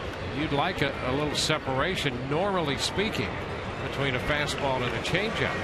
Hernandez, if he's going to throw that changeup at 90 or 91, his fastball is going to sit at 93, 94, might get to 95 or 6 or 7, but still, the way he sells the changeup is the big thing. And the action on the pitch. Liner into right. Kiermaier makes the catch. So Seager's the first out. Yeah, you don't see too many pitchers that have anywhere from 3 to 5 mile an hour difference, fastball to changeup, and are effective with it. That's right. You don't hardly ever see that, but you know, he sells it. He's got good deception in his delivery. He sells it with his body, with his arm speed. He gets some late life on it, and it's a swing and miss pitch, as we've seen all afternoon.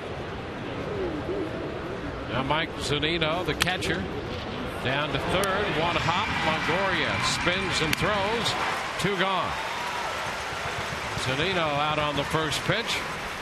A couple of quick outs now for Archer in the 6th inning. Boy, it'd be good to see him have a quick 1-2-3 after getting out of the bases loaded situation in 24 pitches in the 5th. The way this game has played itself out, you just wonder, at least off Chris Archer, did Seattle have their shot last half? And they had a good one, a 3-0 count with the bases loaded to Cano, and he rips one into left field. And a snow cone catch by Matt Joyce. That's the difference right now in the ballgame. A 1-0 count on Dustin Ackley. Yeah, that ball started to slice on Matt, and he had to make some hurried adjustments to reach up there and grab that one.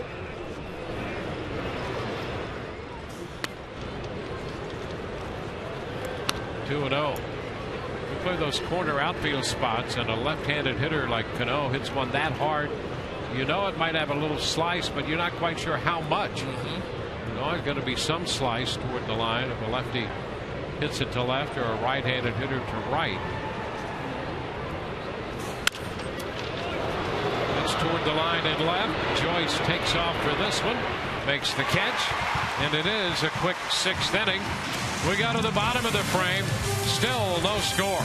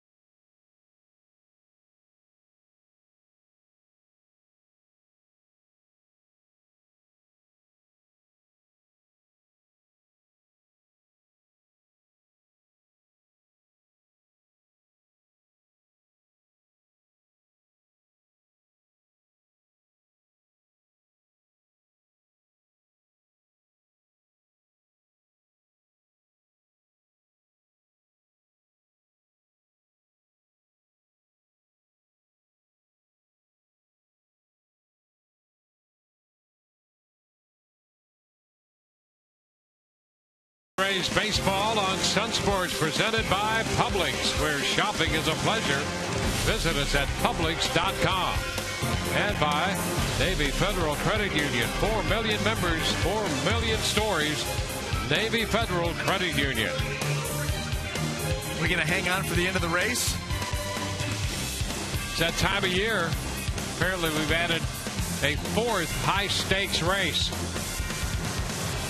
Evan Longoria's got a 3-jersey length lead.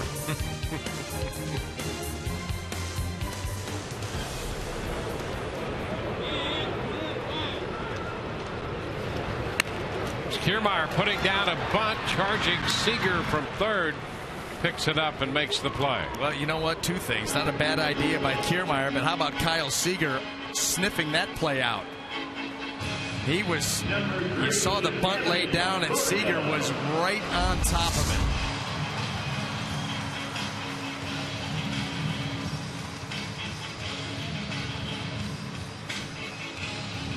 Well, he was unsuccessful there, but he did show some bunting form. That's nice to see in a young player. Especially with his kind of speed and the way that he's able to get to top-end speed right out of the box. Listen, anybody that can run, you need to incorporate that as part of your game. Makes you more valuable. It allows you more ways to get on base. Can keep you out of slumps. Increase that average. We talked about that before. I don't know how many people are going to get a bunt hit a week, but that's the difference between hitting 250 and 300. Those are just numbers. So if you could do that, I mean, you're going to help your team and make a lot more money and hang around a lot longer. Well, and guess what else? Just by doing that, you're going to affect the way the defense stacks up against you. That's right. You're going to play that third baseman even with the bag. That gives you then the opportunity to slap the ball by him on pitches that are away from you. 2-1 now, the count on Evan. I think we should bunt every play. I am sold. Here. Yeah. Except this guy. You swing away. Yeah. There'll be a book coming out by Brian Anderson next month, revolutionizing the offensive approach to the game of baseball. Bunt, swing for the fence. Bunt, swing for the fence. I have a feeling that many of the copies will stay in a box. Someone's back room. Dusty. The cover will be really nice, though. The cover will help sell it. The inside, you just may want to leave it on the coffee table. Glue it shut. Full count now to Evan Longoria. That might be news. How many of those have we had? I think it's only the second 3-ball count in this game for Felix Hernandez. He went 3-1 on DeJesus and walked him in the second. And now we're 3-2 with Longoria here in the 6th. Well, who will be the first pitcher to blink? Looked like Chris Archer. Seattle Mariners had an opportunity against him a couple innings ago, but he toughened up, got some help defensively. And a cut and a miss on that 3-2 pitch out in front. I tell you, this pitch has just come along for him all game long, gotten better and better and better, and now a 3-2. And look at that. That ball's right down the middle of the plate. And that late action, so tough to contend with this guy. Well, a season high 12 strikeouts. He had 12 against the Rays when he threw the perfect game.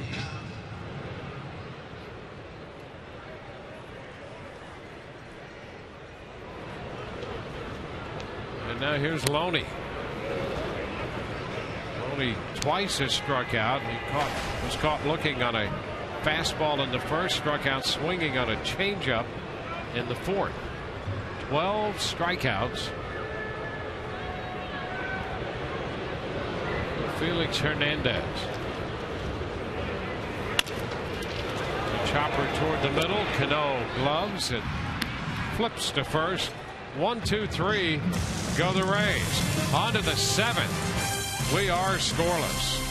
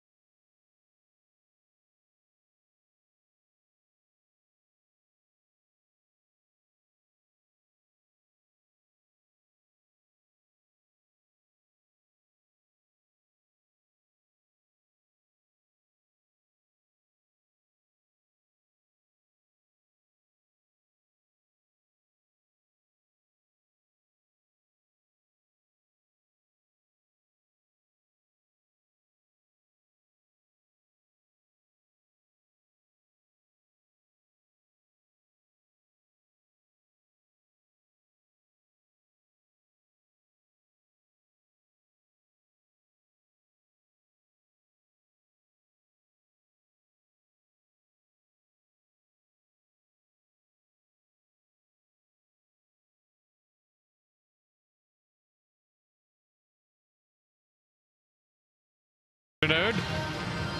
Great to have you with us. Rays Flex Packs have continued to be a hit with fans across Tampa Bay.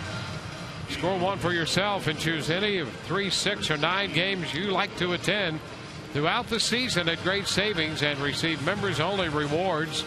To purchase your Flex Pack, call 888-FAN-RAYS or visit raysbaseball.com/flex. Last 31 innings for Chris Archer on the mound. The score, the Rays 3, the opponents 2. We're scoreless in this one as we go to the 7th. 83 pitches through 6 for Chris and 80 pitches through 6 for King Felix. Everything that we thought it would be. Absolutely. Jake McGee up in the bullpen. A 1-0 count on Gillespie with Miller and Bloomquist due next. 1-1.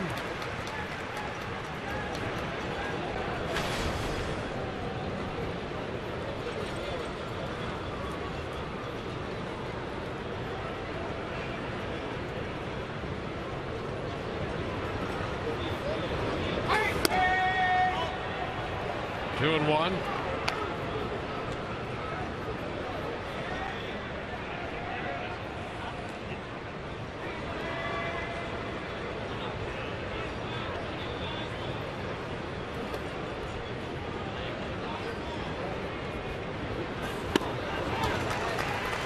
Leaving the count.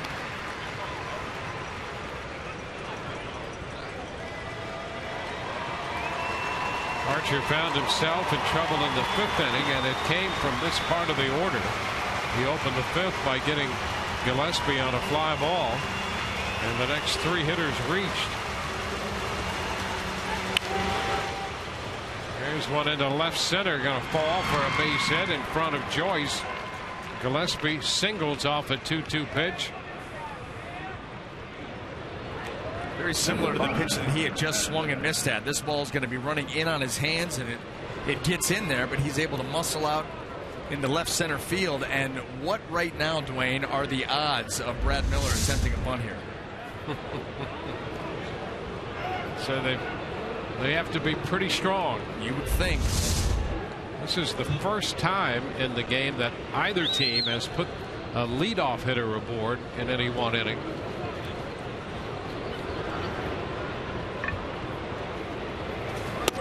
No sign of bunting there at all.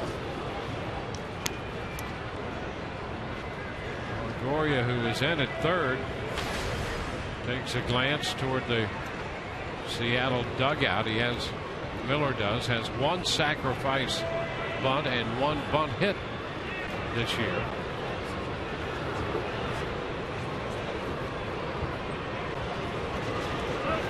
Now he's showing the bunt, puts it down. Archer will take it to first with a toss. Into second base goes Gillespie. And Miller puts down the bunt with Zobrist covering the bag at first. So a threat from the lower part of the order again, this time with a man at second and one out.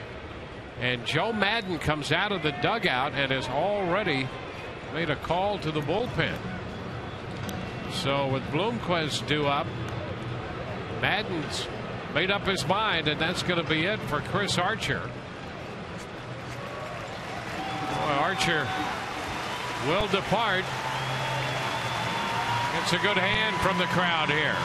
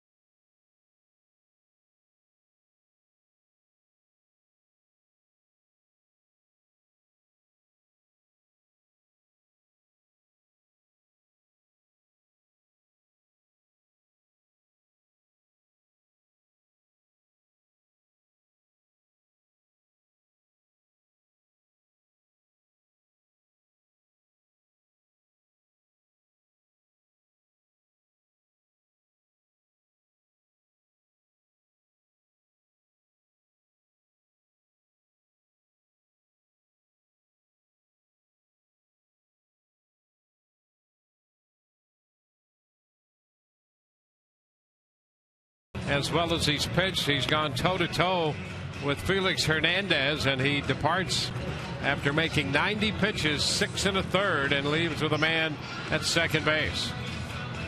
I'll leave it at this. He is a much, much better man than I.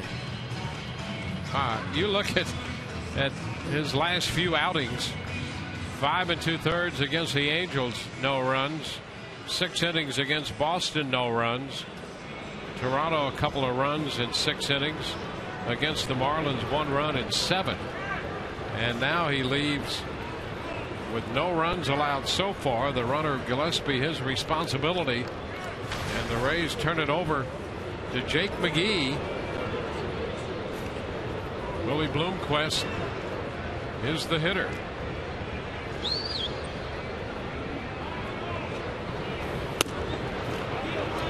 He takes the ball outside.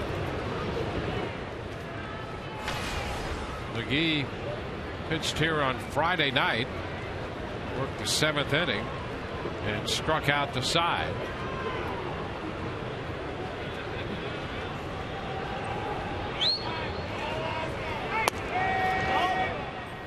Pitch wide. It's 2-0. So a calculated move here by the Rays, and Joe Madden. Archer's out. This really speaks to Felix Hernandez on the mound and the prospect of runs for the Rays, trying to counteract any threat here in the 7th inning. So McGee now with a 2-1 count on Bloomquist. A great job by Chris Archer. Sure was.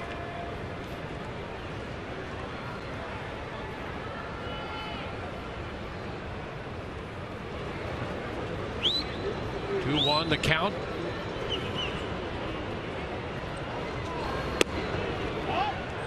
Pretty close right there for ball 3. You know, it's not easy when you're going up against a pitcher like Felix Hernandez as an opposing pitcher like Chris Archer was. But what he was able to do is what you need to do. Is that's realize I'm not facing him. I'm facing the Seattle Mariner lineup, and I'll just hold them down, because guess what? He can't win, they can't win if they don't score. And up to this point, they have not scored off of Chris Archer. Bloomquist out after the 3-1 pitch, missed the fastball, so it's a full count. And you know. Well, it's tough to come out. You've got all the competitive fire going, and all of a sudden you're walking off the mound. That's difficult for anyone. Better man than I. 3-2. Bloomquist is out on strikes. That's the second out.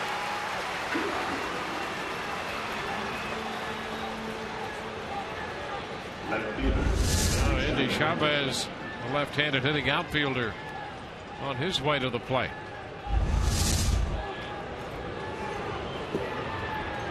Chavez singled in the 5th.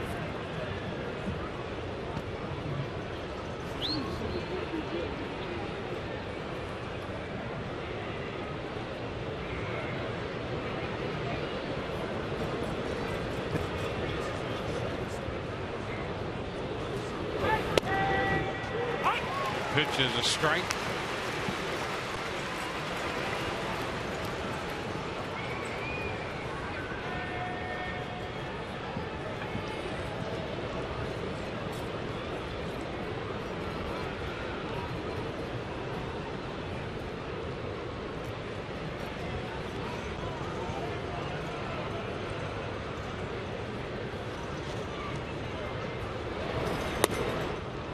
One and one.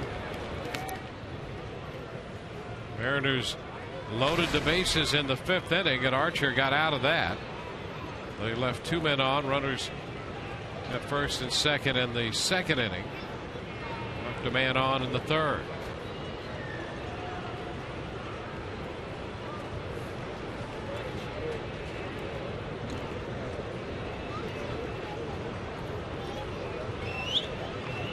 A 1-1 count. Gillespie, the runner, at second.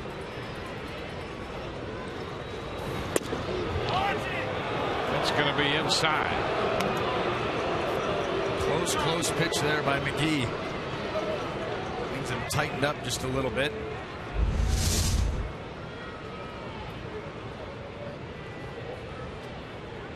A couple of near misses.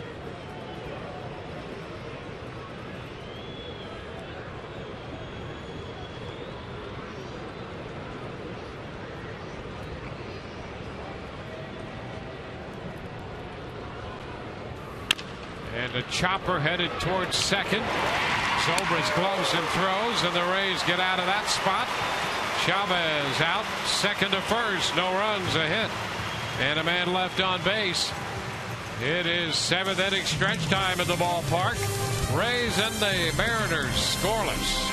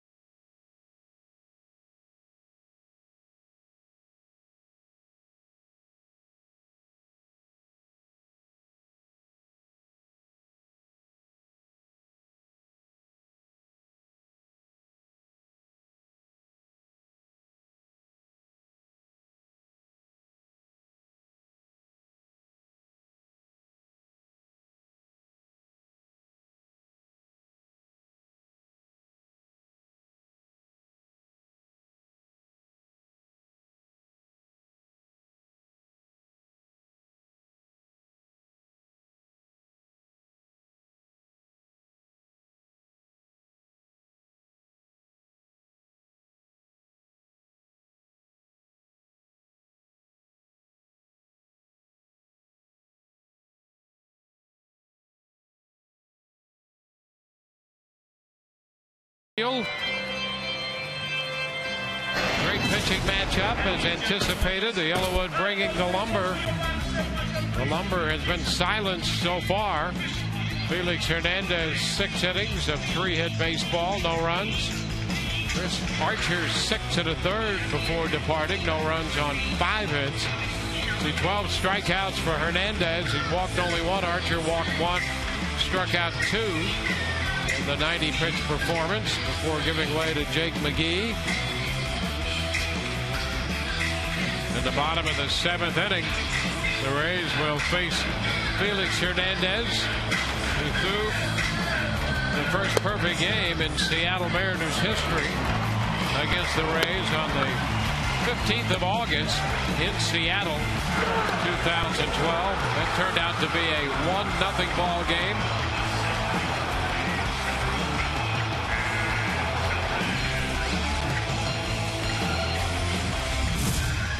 He had 12 strikeouts in that perfect game. He has 12 strikeouts in this one through 6 innings.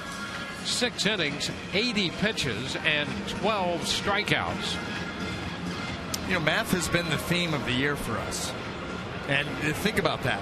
6 innings, 12 punch-outs, and to do it on 80 pitches. You're talking about that. That is the height of efficiency. You can't really be any better. Ben Zobrist taking the first pitch up and away. Well, he's had only 2 3-ball counts. He went 3-2 to Longoria in the 6th, struck him out at a changeup. He had a 3-1 count earlier in the game.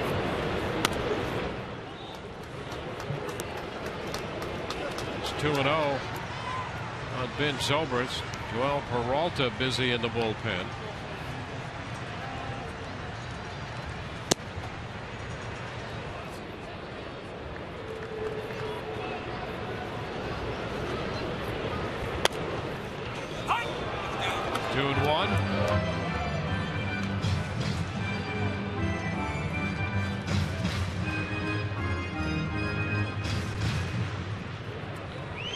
Had 8 hits total in this game.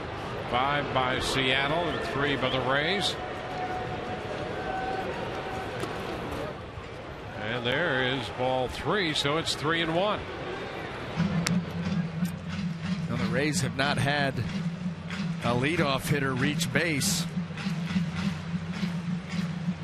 That just opens the door to many different things you can try to do to scrape a run across Hernandez, who's been so good today. Got a chance here. Should get a good pitch to hit. 3-1 and a chopper toward the middle. Backhanded by Cano. Airborne in the throw. Not going to be in time. And the Rays put the leadoff man aboard here in the bottom of the 7th, as the Mariners did in the top half of the inning. Now that was the one part of the quasi shift that the Mariners had on, where there was a little bit of room, and you see Cano had to go so far up the middle that made that throw long. Ben Zobrist right here smelling base hit. Look at him go.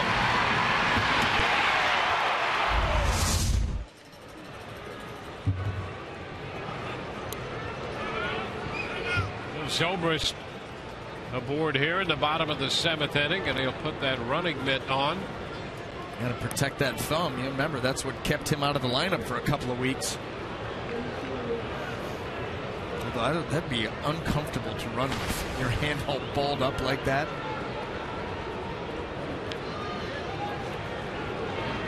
It's a little different approach to that mitt than the one that Desmond Jennings has used. Desmond's more like an oven mitt. Yeah, that looks. We thought a combination of that mitt with Jennings and the grill set from Loney. You're ready for a cookout. You managed to get the grill set in. Good work. 1-0 the count. David DeJesus.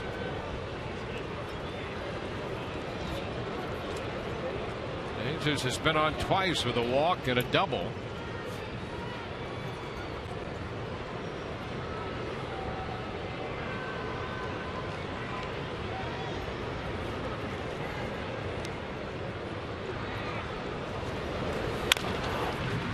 Chopper foul. A double by DeJesus back in the 4th inning was just fair up the right field line. We've seen him hit some interesting shots up that right field line. Had that home run in Boston just past the pesky pole. Dropped a double up the right side just inside the line today.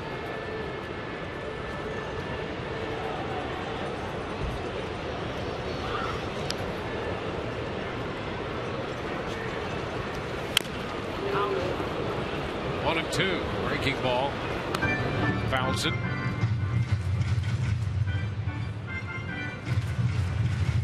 The Rays put base runners aboard in each of the first 4 innings. They were retired in order in the 5th and the 6th. So a leadoff single in the 7th puts a man on after 7 in a row had been retired by Felix Hernandez.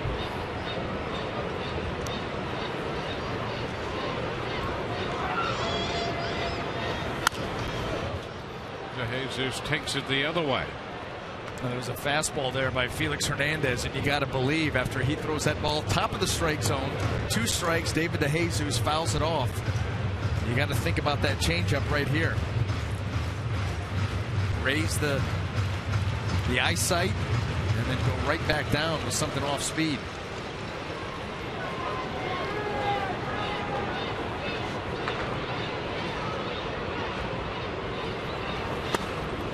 Strike 3 call.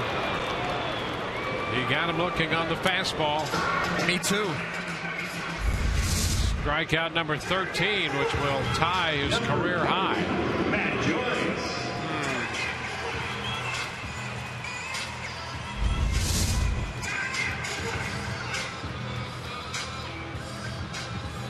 One out in the 7th. This is the 3rd time Hernandez has struck out 13 in a single game. He now faces Matt Joyce. Zobrist back in at first. He had 13 strikeouts against the Oakland A's in 2010, and the following year in May of 2011 13 strikeouts against the Padres in San Diego. For maybe Ben Zobrist to go here at some point. Pitch is down. Actually, we're shortchanging him one. He had 13 strikeouts in June of 2012 against the Red Sox. So this is the 4th time in his career that he has 13 strikeouts.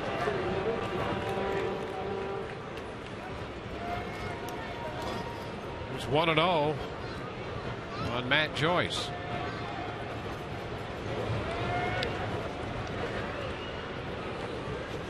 There goes the runner. Pitch cut and a miss. Throw down. Safe at second base. Zobrist steals his 4th base of the year. And it's a big one here in this scoreless game in the 7th. Well, if there is one chink in the armor with Felix Hernandez, it is the stolen base. 8 out of 10, now 10 out of 12 after a couple today. And picked another good pitch to run on. The breaking ball gives you just a split second longer.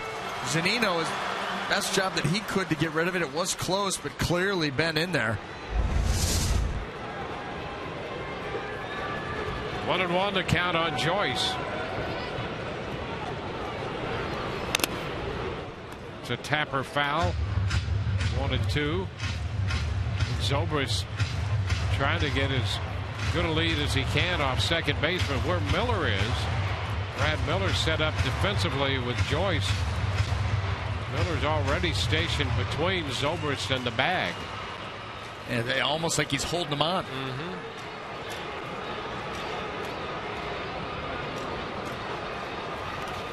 That will get Zobrist to third. Change up in the dirt. So the Rays get a man at third with only 1 out here in the 7th. This has been another issue. He's had a couple of today, but Felix Hernandez coming into this game had 6 wild pitches. So that's something, you know, giving up the stolen base, the wild pitch, a couple of those, a couple of each actually. And now the Rays, Matt Joyce is just thinking, put the ball in play. Give yourself a chance, infield in. 2-2 the count to Joyce. And a cut and a miss. Well, that changeup, and Joyce is out on strikes. 14 strikeouts now for Felix Hernandez. Another big pitch again with the changeup. How many have we seen in that same spot? Middle of the plate, bottom of the strike zone or just below, and a swing and a miss. That pitch has been something else for this guy today.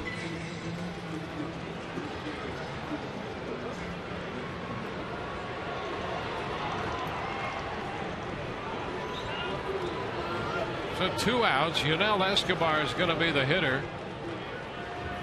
And Lloyd McClendon heads to the mound, the Seattle manager, to talk over this situation.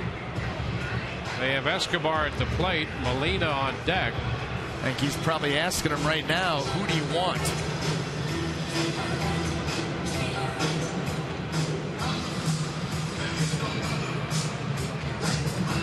Got a quick answer. He probably said whoever's next. That's right.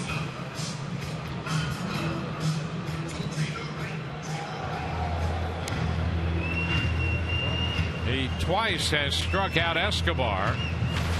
You got him looking at a fastball in the 2nd and swinging at a changeup in the 5th.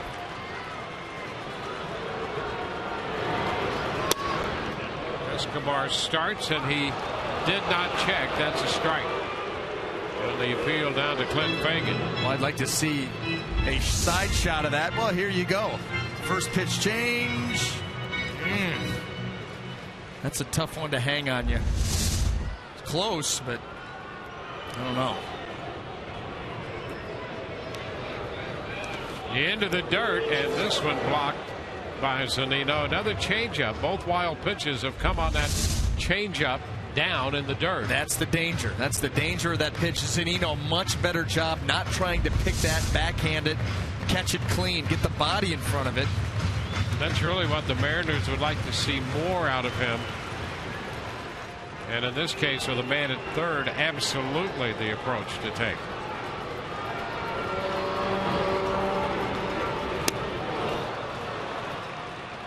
And then how about a slider out of nowhere? He's been throwing the curveball, the changeup, the fastball, very few sliders today, and then just rips this one off and puts it in a perfect spot.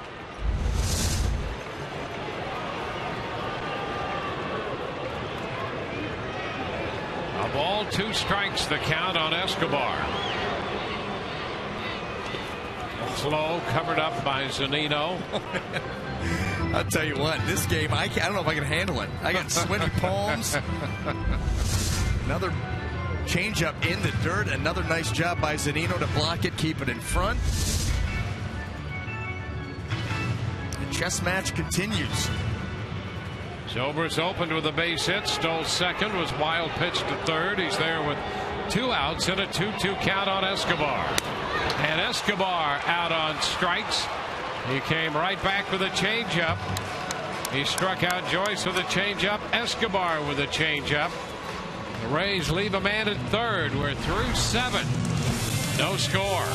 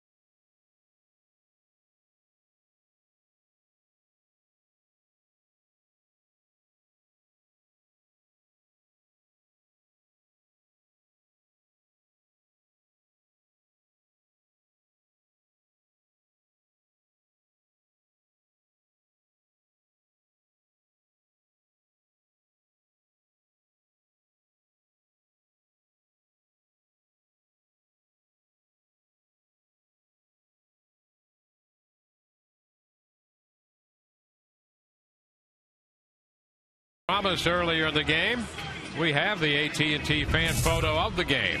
Tweet your photo to hashtag #SunSportsFanPhoto for a chance to be shown in an upcoming game broadcast. Brought to you by AT&T.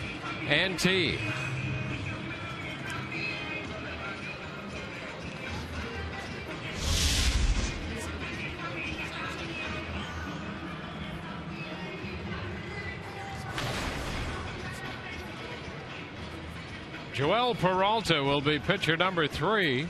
Archer 6 1/3. McGee for 2. And now Peralta, Jones, Cano, and Seager.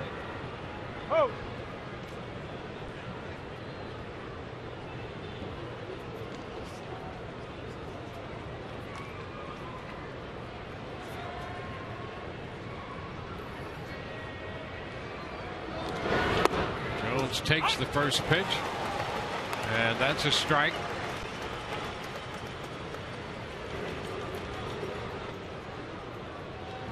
Yeah, there's action in the bullpen. The Rays are going great. Yes, anybody but Hernandez. Medina up down the left field line in the Seattle bullpen right now.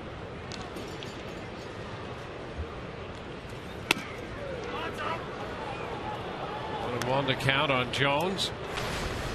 Fastball just missing there.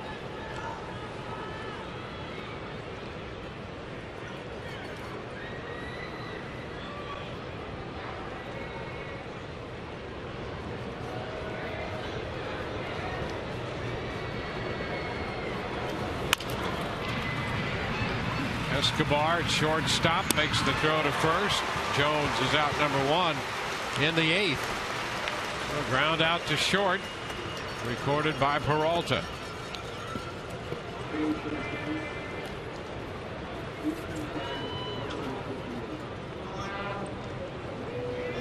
Now Robinson Cano to bat against Peralta.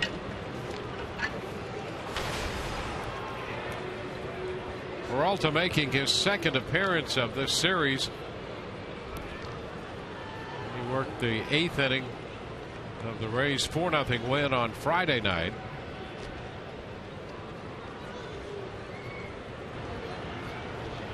This is Cano this afternoon. Ground ball beneath the glove of Peralta. Escobar throw to first, safe. And the Mariners have a base runner. Now, and I'm sure that the Rays are going to want to take a look at that as you see. I don't know, maybe not, but I'll tell you what, the throw by Escobar, I don't know if he didn't get a good handle on that baseball as he grabbed it, but the throw kind of fluttered.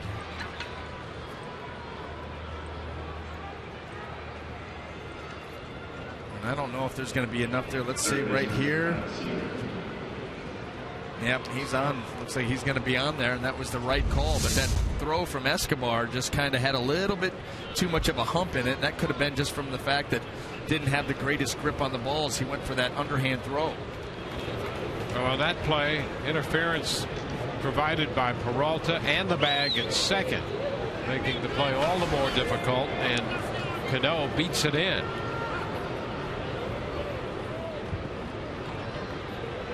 One on, one out. Kyle Seager, who is 0 for 3. 3 fly balls. A line drive his last time up, caught by Kiermaier in right.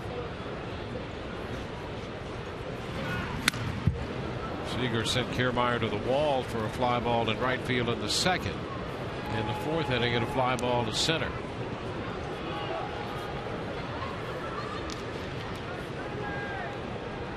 Oakland increasing a lead in Baltimore. It's 10-0.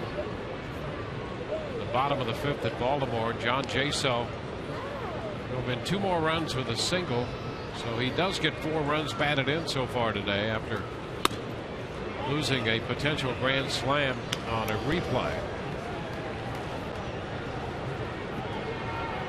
1 ball, no strikes, the count to Kyle Seager.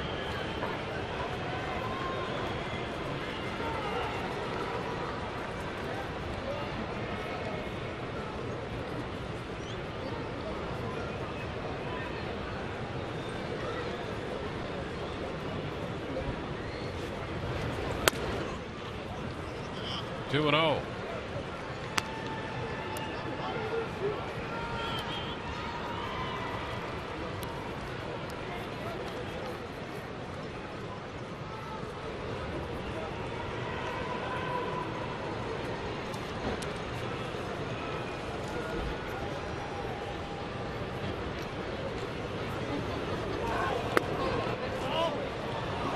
Now 3 balls and no strikes.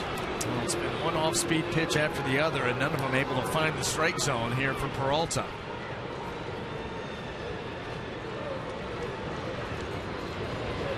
Seager came into this series 0 for 8 lifetime against Peralta, but ahead 3-0 in the count now.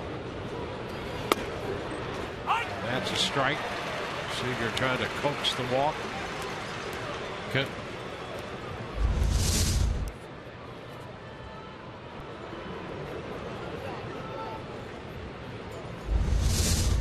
Strike zone, statistically speaking, does tend to be a little more forgiving on 3-0 pitches for pitchers than at other times was there.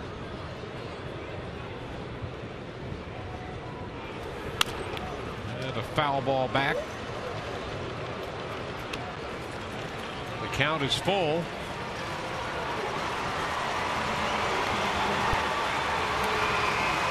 Hey, how about that? Souvenir right there for that young man.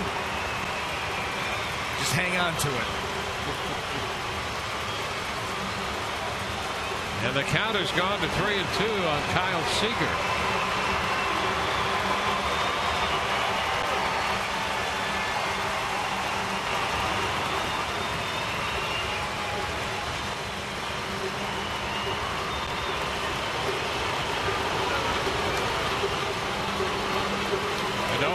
And the pitch is fouled out of play.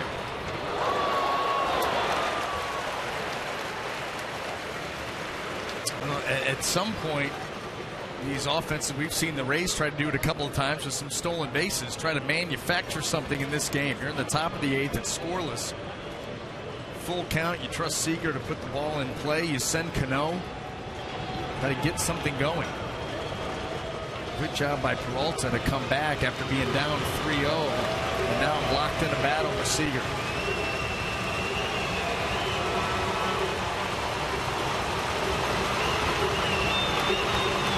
3-2 again. Cano's going. Pitch pop left field side. Joyce. Longoria on the move. Neither can get there in time. Falling just in between the two and foul ground down along the bullpen. And good hustle by both to try and get there, but that was just too far of a run for everybody. Seager, left-handed hitter, hitting that ball the opposite field. And he'll get another pitch.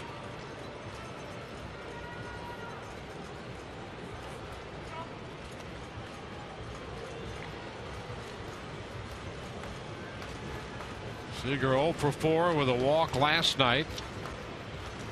He scored a run when he walked in the 5th inning. 0 for 4 in the first game. Peralta trying to get him to make it 0 for 4 in this one. He's a good hitter, however. Cano on the move. 3-2 is fouled back, and the battle continues between Peralta and Seager. And he's got Seager in swing mode. That was ball 4 right there. Clearly off the plate, away. Seager covering it. Goes out of the zone. You get a guy starting to swing out of the zone, you got a chance to really put him away. Going to be tough to walk him. You're going to have to miss by a lot.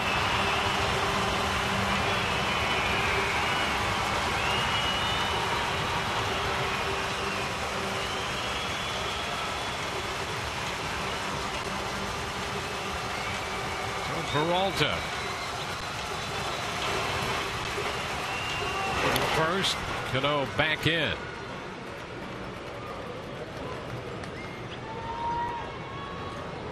Got an 8-pitch at bat so far for Seager. Zunino is on deck. Cano, the runner at first. Reached on the infield hit.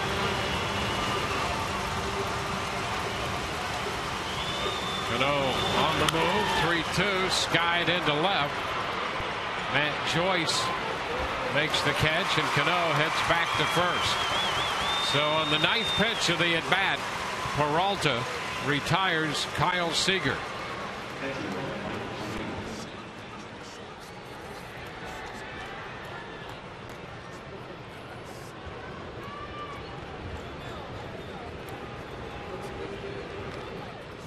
So 2 outs. And here's Mike Zunino.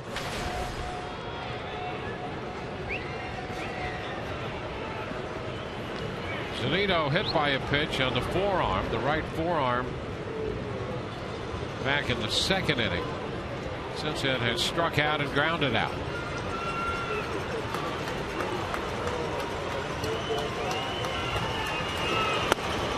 Starts to go on the pitch up and checks, says Clint Fagan. Take another look. Oh. I don't know about that one either. Yeah, how about that? Yeah, I mean, that you got a ring there. Should be 0-1.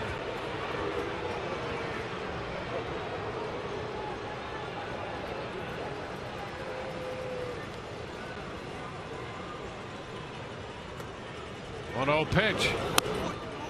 Upstairs. 2-0.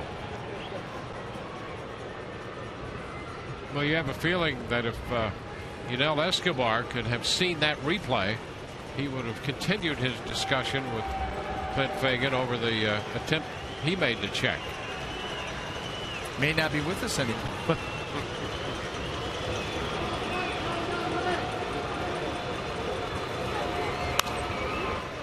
Right back over the screen, 2-1.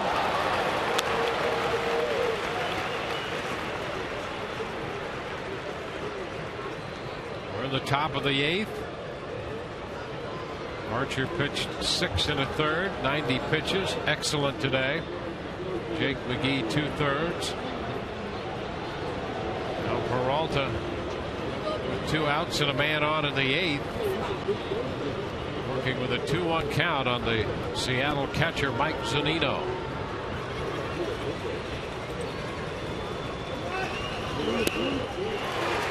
2-2. Right over and out in front of the split. Justin Ackley on deck.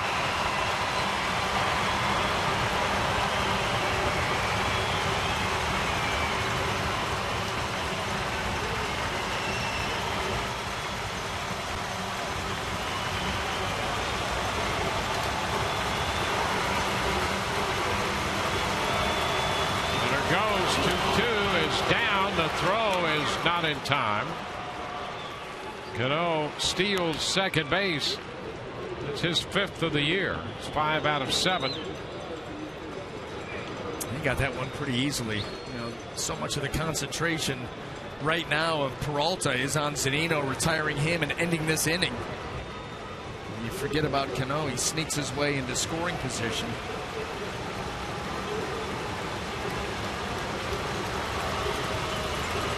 So a full count.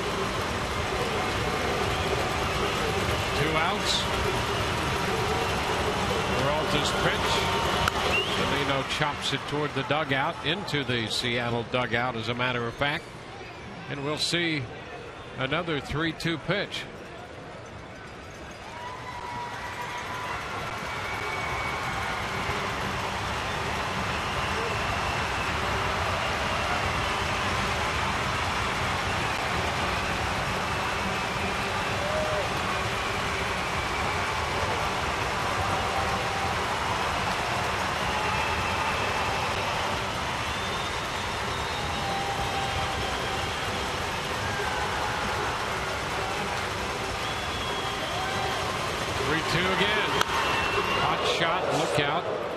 Donnelly, the third base coach, turning his back on that one and ducking.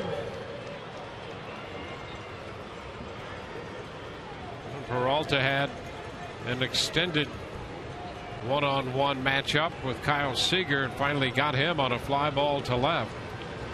He's 3-2 with Zunino. This next pitch will be the 8th of this at bat.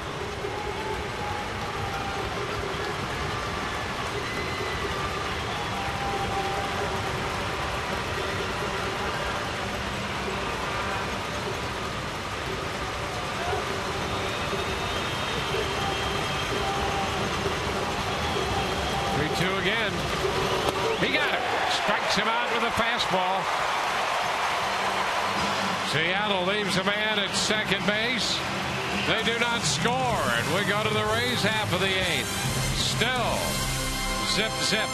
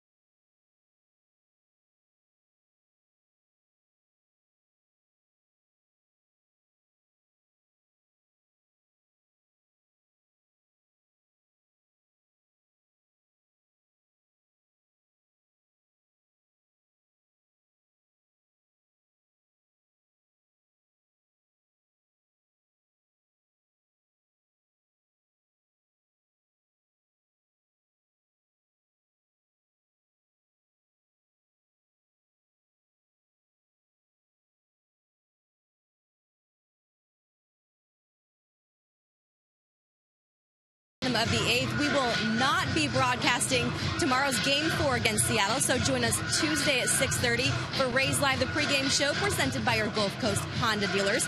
The Cardinals will be in town, and we have a special treat for you guys as well. It'll be the Rays broadcast auction. We will tell you everything up for grabs, hitting lessons, pitching lessons, all that at 6:30 on Tuesday. And stick with us tonight for the Rays Live, the postgame show presented by Checkers. Of course, I'll be in the clubhouse gathering those postgame interviews. Dwayne and BA giving us their insight, especially on Chris Archer's little run that he's on here. 3 earned runs over last 5 starts. Pretty impressive. And of course, Todd and Orestes, they will be steering the ship from left field. All of that coming up on our continuing coverage following our game coverage. Yoervis Medina is going to be the new pitcher, and boy, the Rays will be happy to see Felix Hernandez out of this game after 100 pitches and 15 strikeouts, no runs, 1 walk, 4 hits, and 100 pitches, and Yoervis Medina takes over. Rays will have Logan Forsythe pinch hitting for Molina. And the first pitch is chopped to third, so Forsythe goes out. Seager to Bloomquist. 1 pitch, 1 out.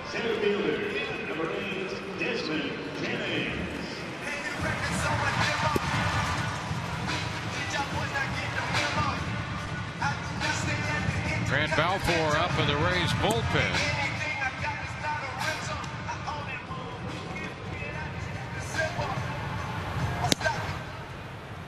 Charlie Furbush up there in the bullpen now for Seattle.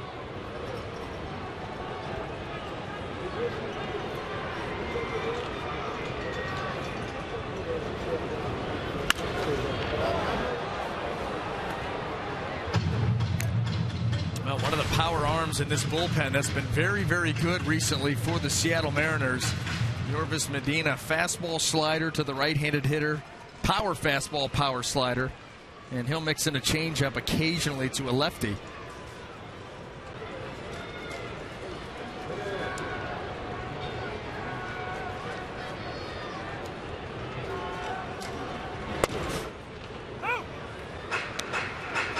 Jennings behind in the count. 0-2. Over their last 21 games, this bullpen, 53 2/3 innings now. They've given up 8 earned runs. That's an ERA of 1.33, 1.32.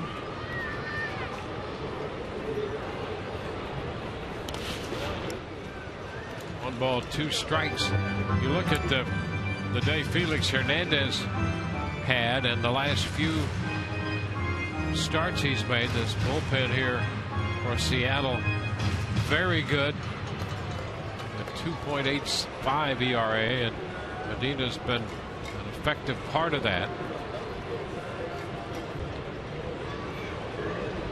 100 pitches today for Felix Hernandez, 111 the time before that, and 116 the time before that. It stays in.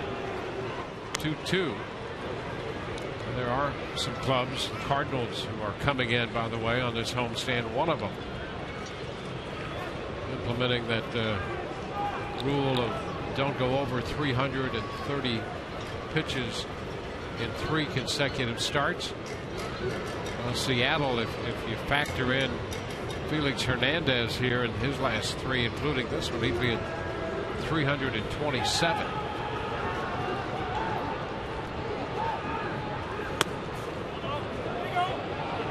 Count's going to be full here on Desmond Jennings.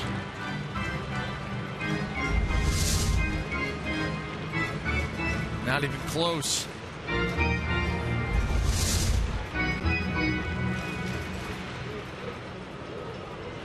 So the count is full on Desmond, who singled and stole a base in the 3rd.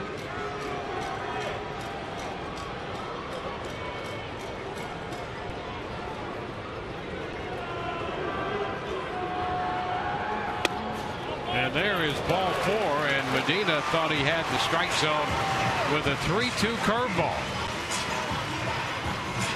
Jennings draws the walk. Now he wants that slider middle away, and he starts it off in. That was not a strike. Stayed in. Little backup slider. And he loses Jennings. Jumped out ahead. And now you got a base runner with speed.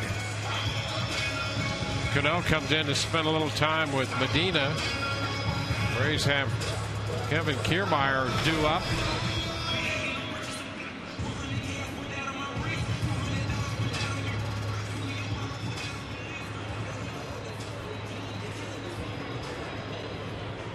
Kiermaier singled in the first. He struck out and tried to bunt his way on the last time. Giving him 1 for 3.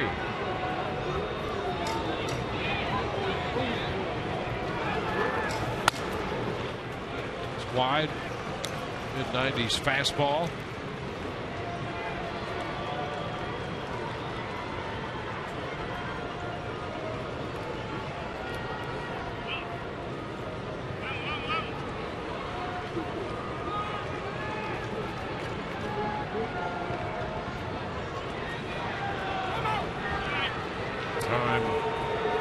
Called by the catcher Zunino.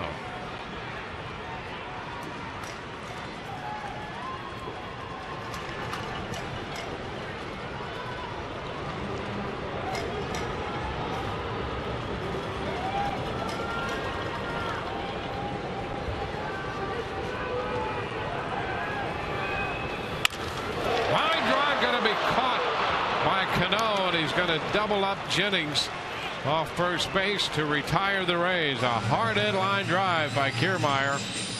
We are now through 8, headed into the 9th, and this game has no runs. Mariners nothing, the Rays nothing.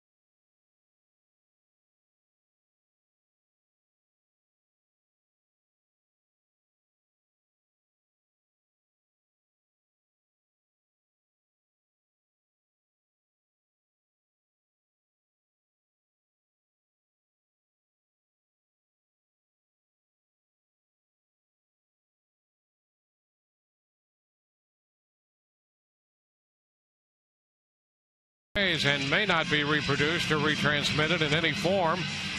And the accounts and descriptions of this game may not be disseminated without the express written consent of the Tampa Bay Rays.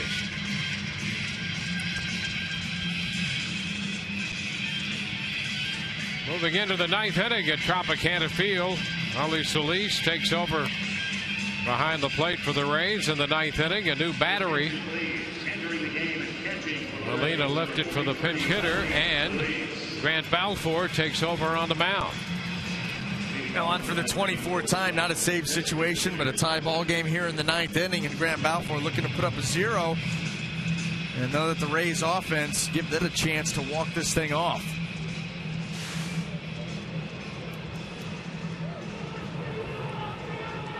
At Grant Balfour the last 2 years, the full-time closer for the Oakland A's, same division as the Seattle Mariners. He was 5 for 5 in saves against them. He gave up 11 hits and 16 in the 3rd innings while striking out 16. He faces Dustin Ackley. Pitch is a strike. Ackley nothing of 3.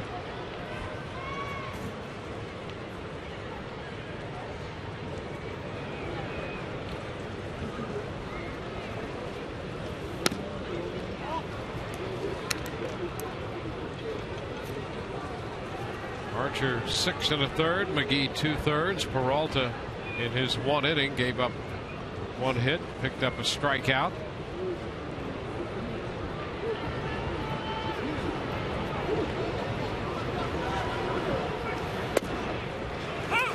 Strike at the knees.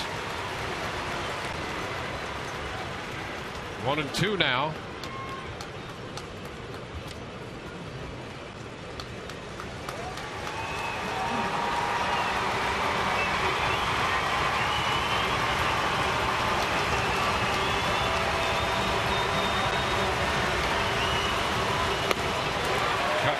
Ackley's out on strikes. Balfour disposes of the first man to face him. Well, 92 miles an hour, just above the belt on the outer half of the plate. And that's where Grant Balfour stayed that entire at bat. He's telling left-hander Dustin Ackley, if you're going to beat me, you're going to beat me to the big part of the field. Have to hit the ball the other way. 1 out. Be careful with this guy here, Gillespie. We've seen some good power from him, good wheels.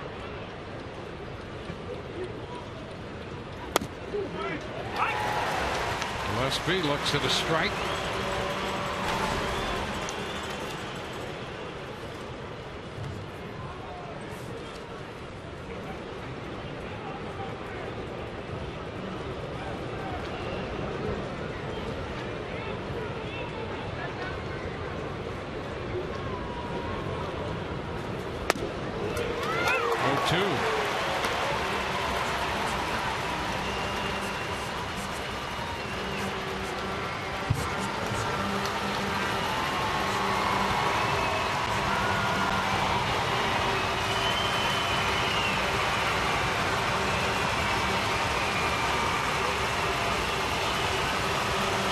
Gillespie with 2 of the 6 Seattle hits, and he is out on strikes.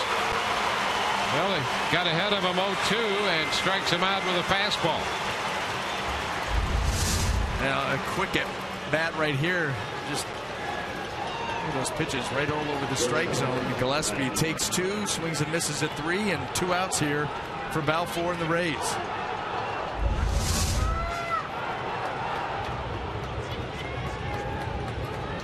Six strikeouts for Rays pitching.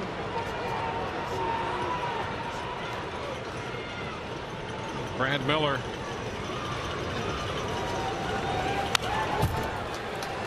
fouls a fastball back. Pitch up and he fouled it back.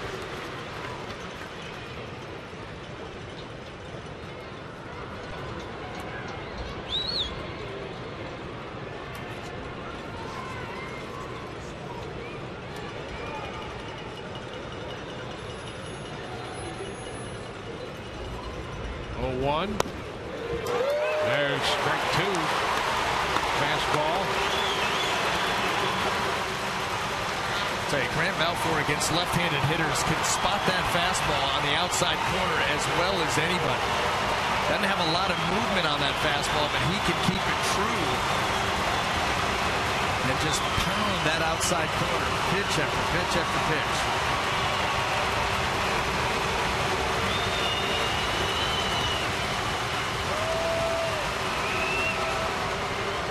Asking for time, granted by the plate umpire Todd Tichenor. An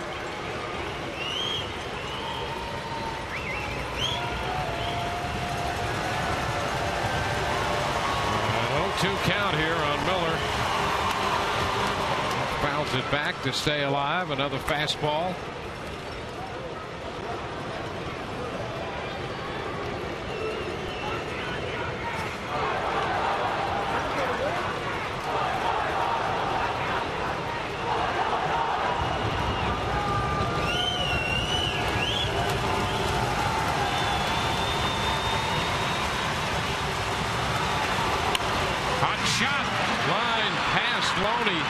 Down into the corner.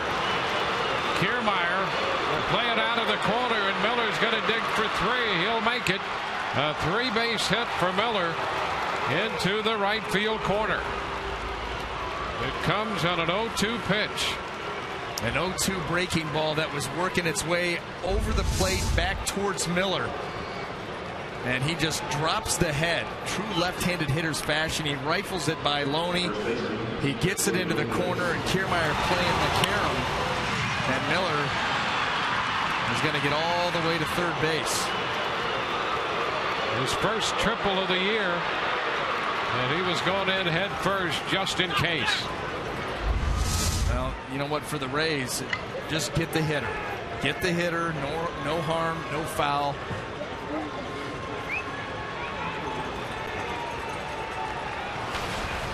Willie Bloomquist, who is 1 for 3, step in. Been swinging a hot bat lately too. That extended his hitting streak to 7. He takes a look at a pitch down. 1 ball, no strikes. He started at first base in yesterday's game. Drove in 2 runs with a single in the 4th and a double in the 5th inning of that game. Fernando Rodney starts to limber up in the bullpen down the left field line. Rodney got a save in yesterday's game. 1-0. 2 balls, no strikes.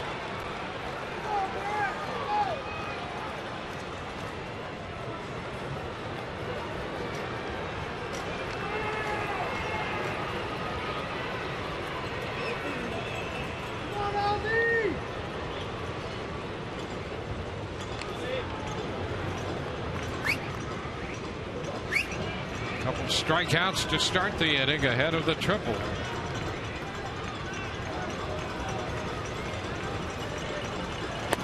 A little bit off. 3-0. This is the second time the Mariners have had a man at third base. You'll recall they had the bases loaded in the 5th inning when Archer got out of that. Now a 2-out triple by Miller.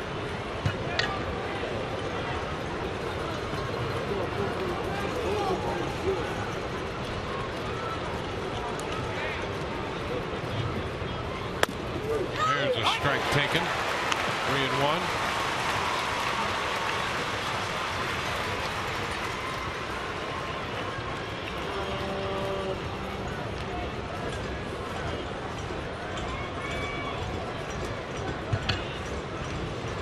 Now for the 4th Rays pitcher. And the 3-1. All 4. Bloomquist draws the walk. 2-out pass, 1st and 3rd for the top of the order. And here's what makes you nervous. And Grant Balfour, we just spoke earlier about how he can really pound that fastball on the outer half, outside corner to these left-handed hitters. Very good at doing that and good at spotting it there. Now, Andy Chavez, he's a guy that would be more than willing to punch that ball through on the left side. You're going to stay away from him. He'll just shoot you the other way. We've seen him do it already in this series. Yeah, that's a big part of his game. In fact, he opened yesterday's game with a double just inside the line to left.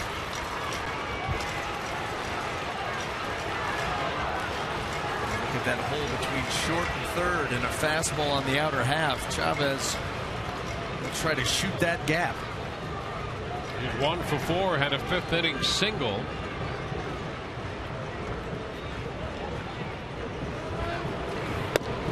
He takes this one in there for a strike.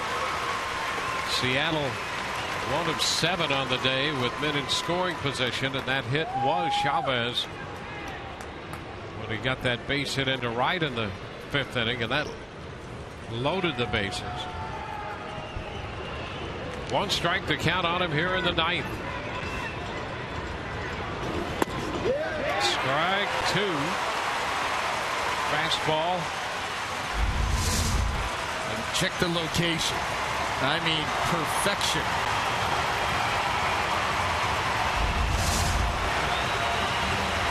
Two outs, 2 men on.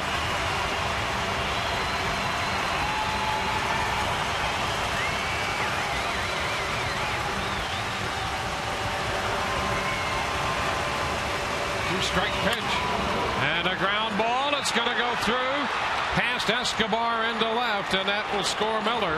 And Chavez on the 0-2 pitch punches it through the left side, just as you might fear.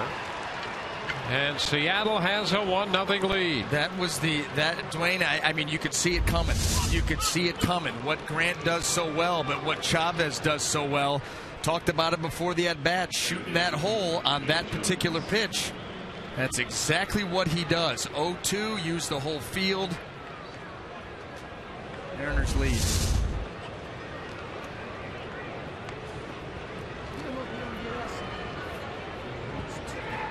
And now James Jones,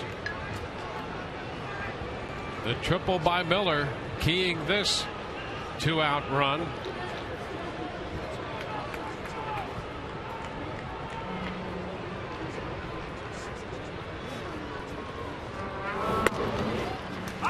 The strike. Fastball away from Jones.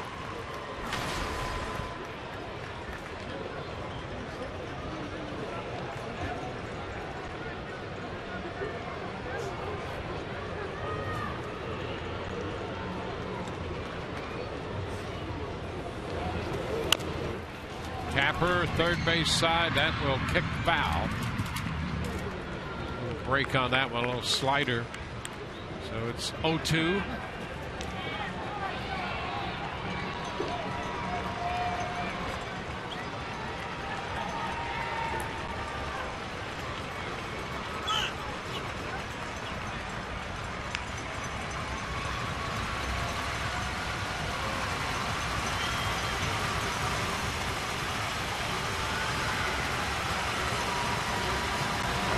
Got ahead of Chavez.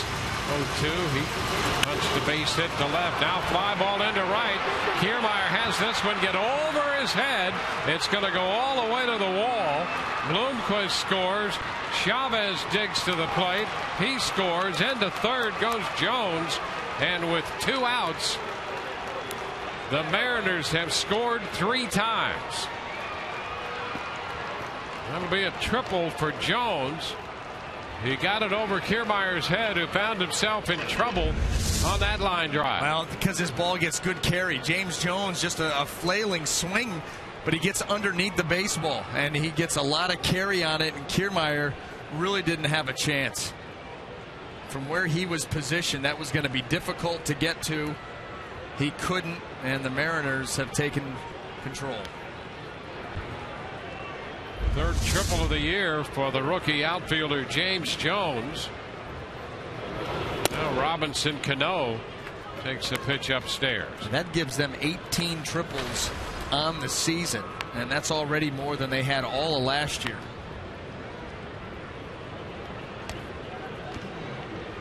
A 2-out triple by Brad Miller, who has struggled at the plate all year, has keyed this inning.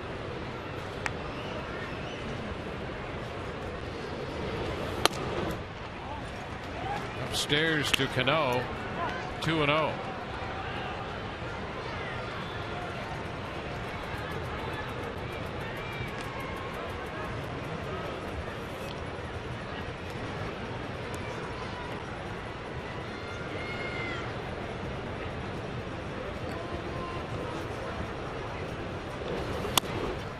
right, 3-0 now.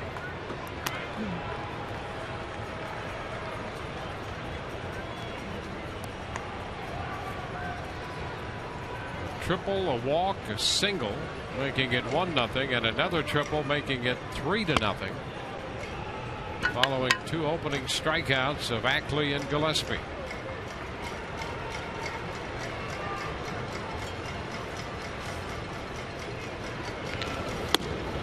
That's a strike. And both big hits came on 0-2 pitches, as it turns out. Kyle Seager on deck.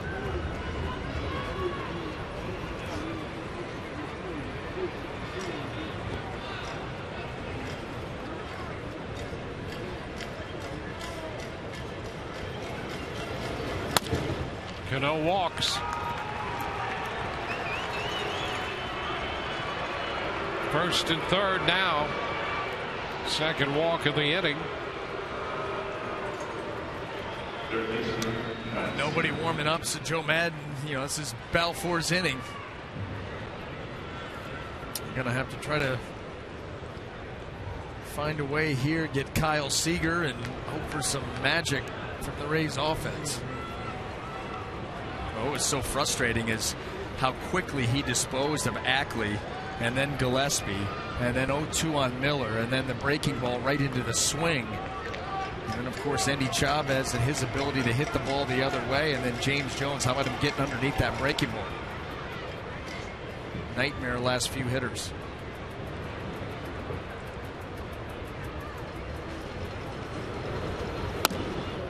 Seager takes the first pitch high.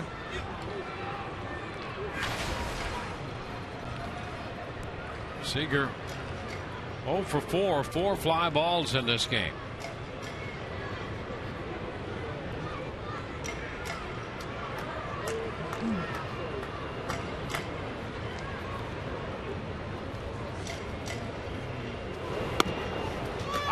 Breaking ball in for a strike.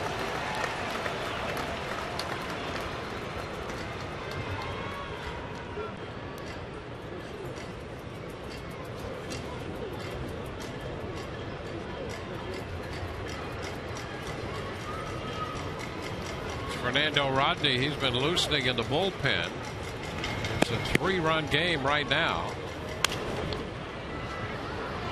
1-2. And he's going to get some company down there in the bullpen. Dominic Leone is loosening. There he is, and you get the idea if it becomes more than a 3-run lead, he might be in there instead of the closer Rodney.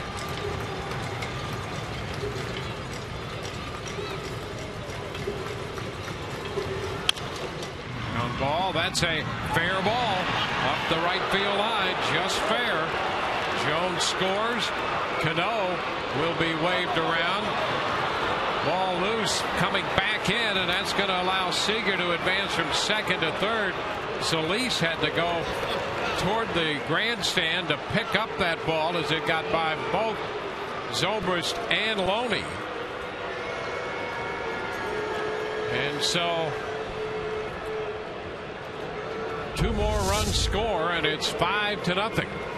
Well, that was a fair call. I think that ball ended up hitting in foul territory, but regardless, you're going to see right here the throw by Kiermaier, and just Ben Zobrist just off his glove, and it ricochets past Loney. He can't get there. That ball rolls. Mariners keep running.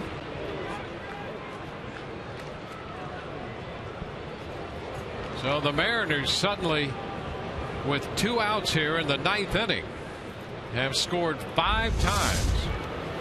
Seager goes to third on an error charge to Zobrist. And again, you look at that chopper, and while it may have hit just in foul territory, where are you going to find a camera angle that is going to be definitive that it wasn't over the bag? And that's what it was called. So you just live with it, unfortunately. Bonino, a ground ball to short. Escobar's throw is there in time. That'll retire the side, but the Mariners send 9 men to the plate. They score 5 and lead 5-0.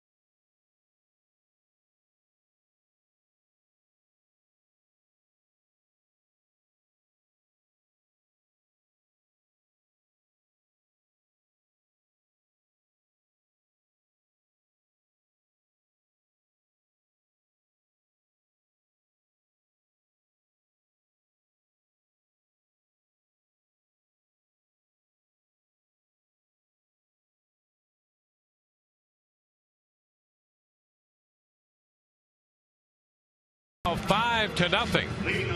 The Mariners are down to their final out in the top of the 9th inning. And keyed by the triple from Brad Miller, they turn it into a 5-run inning. And as we go to the bottom of the 9th inning, the Rays are going to have to hope for a miracle inning here. Justin Smoke will take over at first base for Seattle. Willie Bloomquist started there, and Smoke's in here in the bottom of the 9th.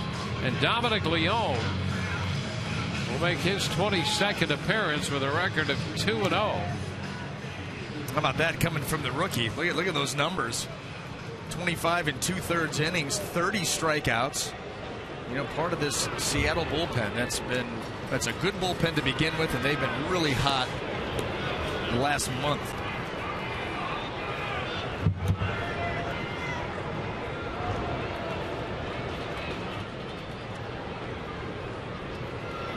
And here's Evan Longoria leading off.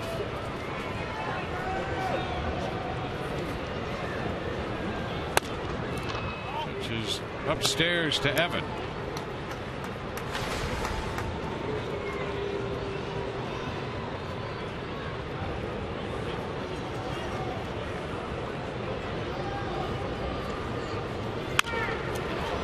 Fouls this one back. Now 1-1. But Balfour is one pitch away from striking out the side. But he got Ackley and Gillespie. Went 0-2 on Miller. Fouled a pitch and then triple. Tapped by the mound, and this is Cano after it. Flips it to first.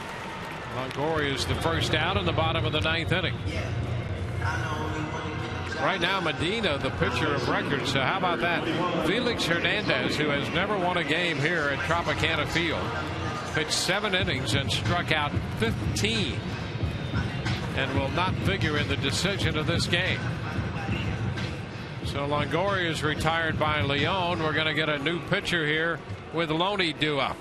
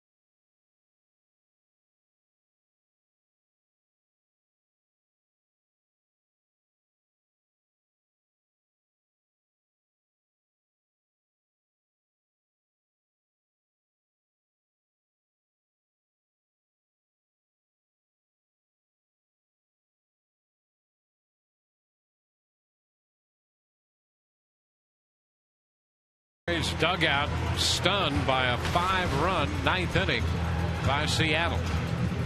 All coming, 2 outs, nobody on. And 1 pitch away from getting out of the inning. 1-2-3. Charlie Furbush, the lefty, on, making his 26th appearance for Seattle.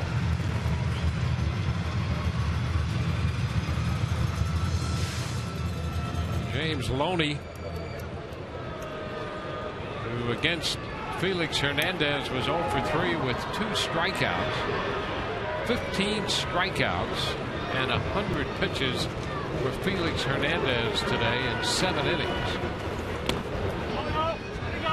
Loney checked in time. That's a ball. Dating back to 1990, there have been 93 15-plus strikeout performances, and all but Hernandez threw more than 100 pitches in their outings.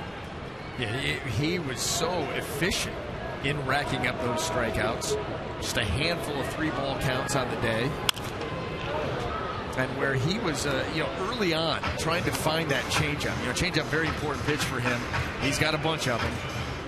But, a little bit, the command wasn't quite there. Was bouncing some early, like really bouncing them. Then some were missing up and away. And you hit about the third inning. That pitch clicked into play. And he would rack up 10 of his 15 strikeouts on that pitch. And it just became such a weapon. Walked only one. Gave up the 4 hits. To strike Deloney, it's 1-2. A couple of pitchers during that stretch that we mentioned have come close, including James Shields, who had 15 strikeouts and a 2-hit shutout against Baltimore. Now Loney is the second out here in the 9th inning as Furman strikes him out. Shields on October the 2nd in 2012 against Baltimore had 15 strikeouts on 106 pitches. Well, he's another one that was all about strike 1, strike 2. Here's a couple of change-ups. You're going to swing at one and beat it.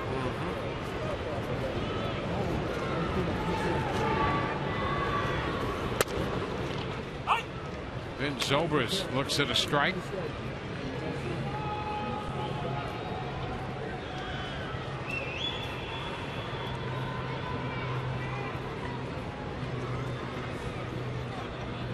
Rays had a chance to score a run in the 7th against Felix Hernandez when Zobrist singled.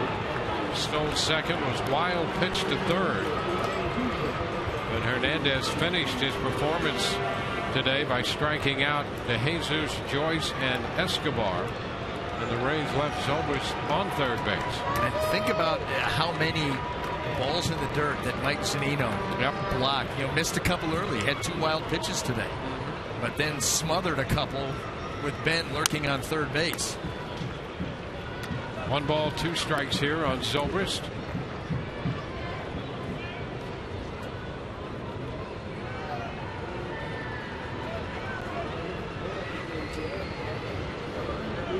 Left-hander Furbush out there. Sands has moved into the on-deck circle. Should Zobrist get aboard. Ben is out on strikes on the appeal down to Fagan, and that's the way this game ends. Rays up and down 1-2-3 here in the 9th inning in what turned out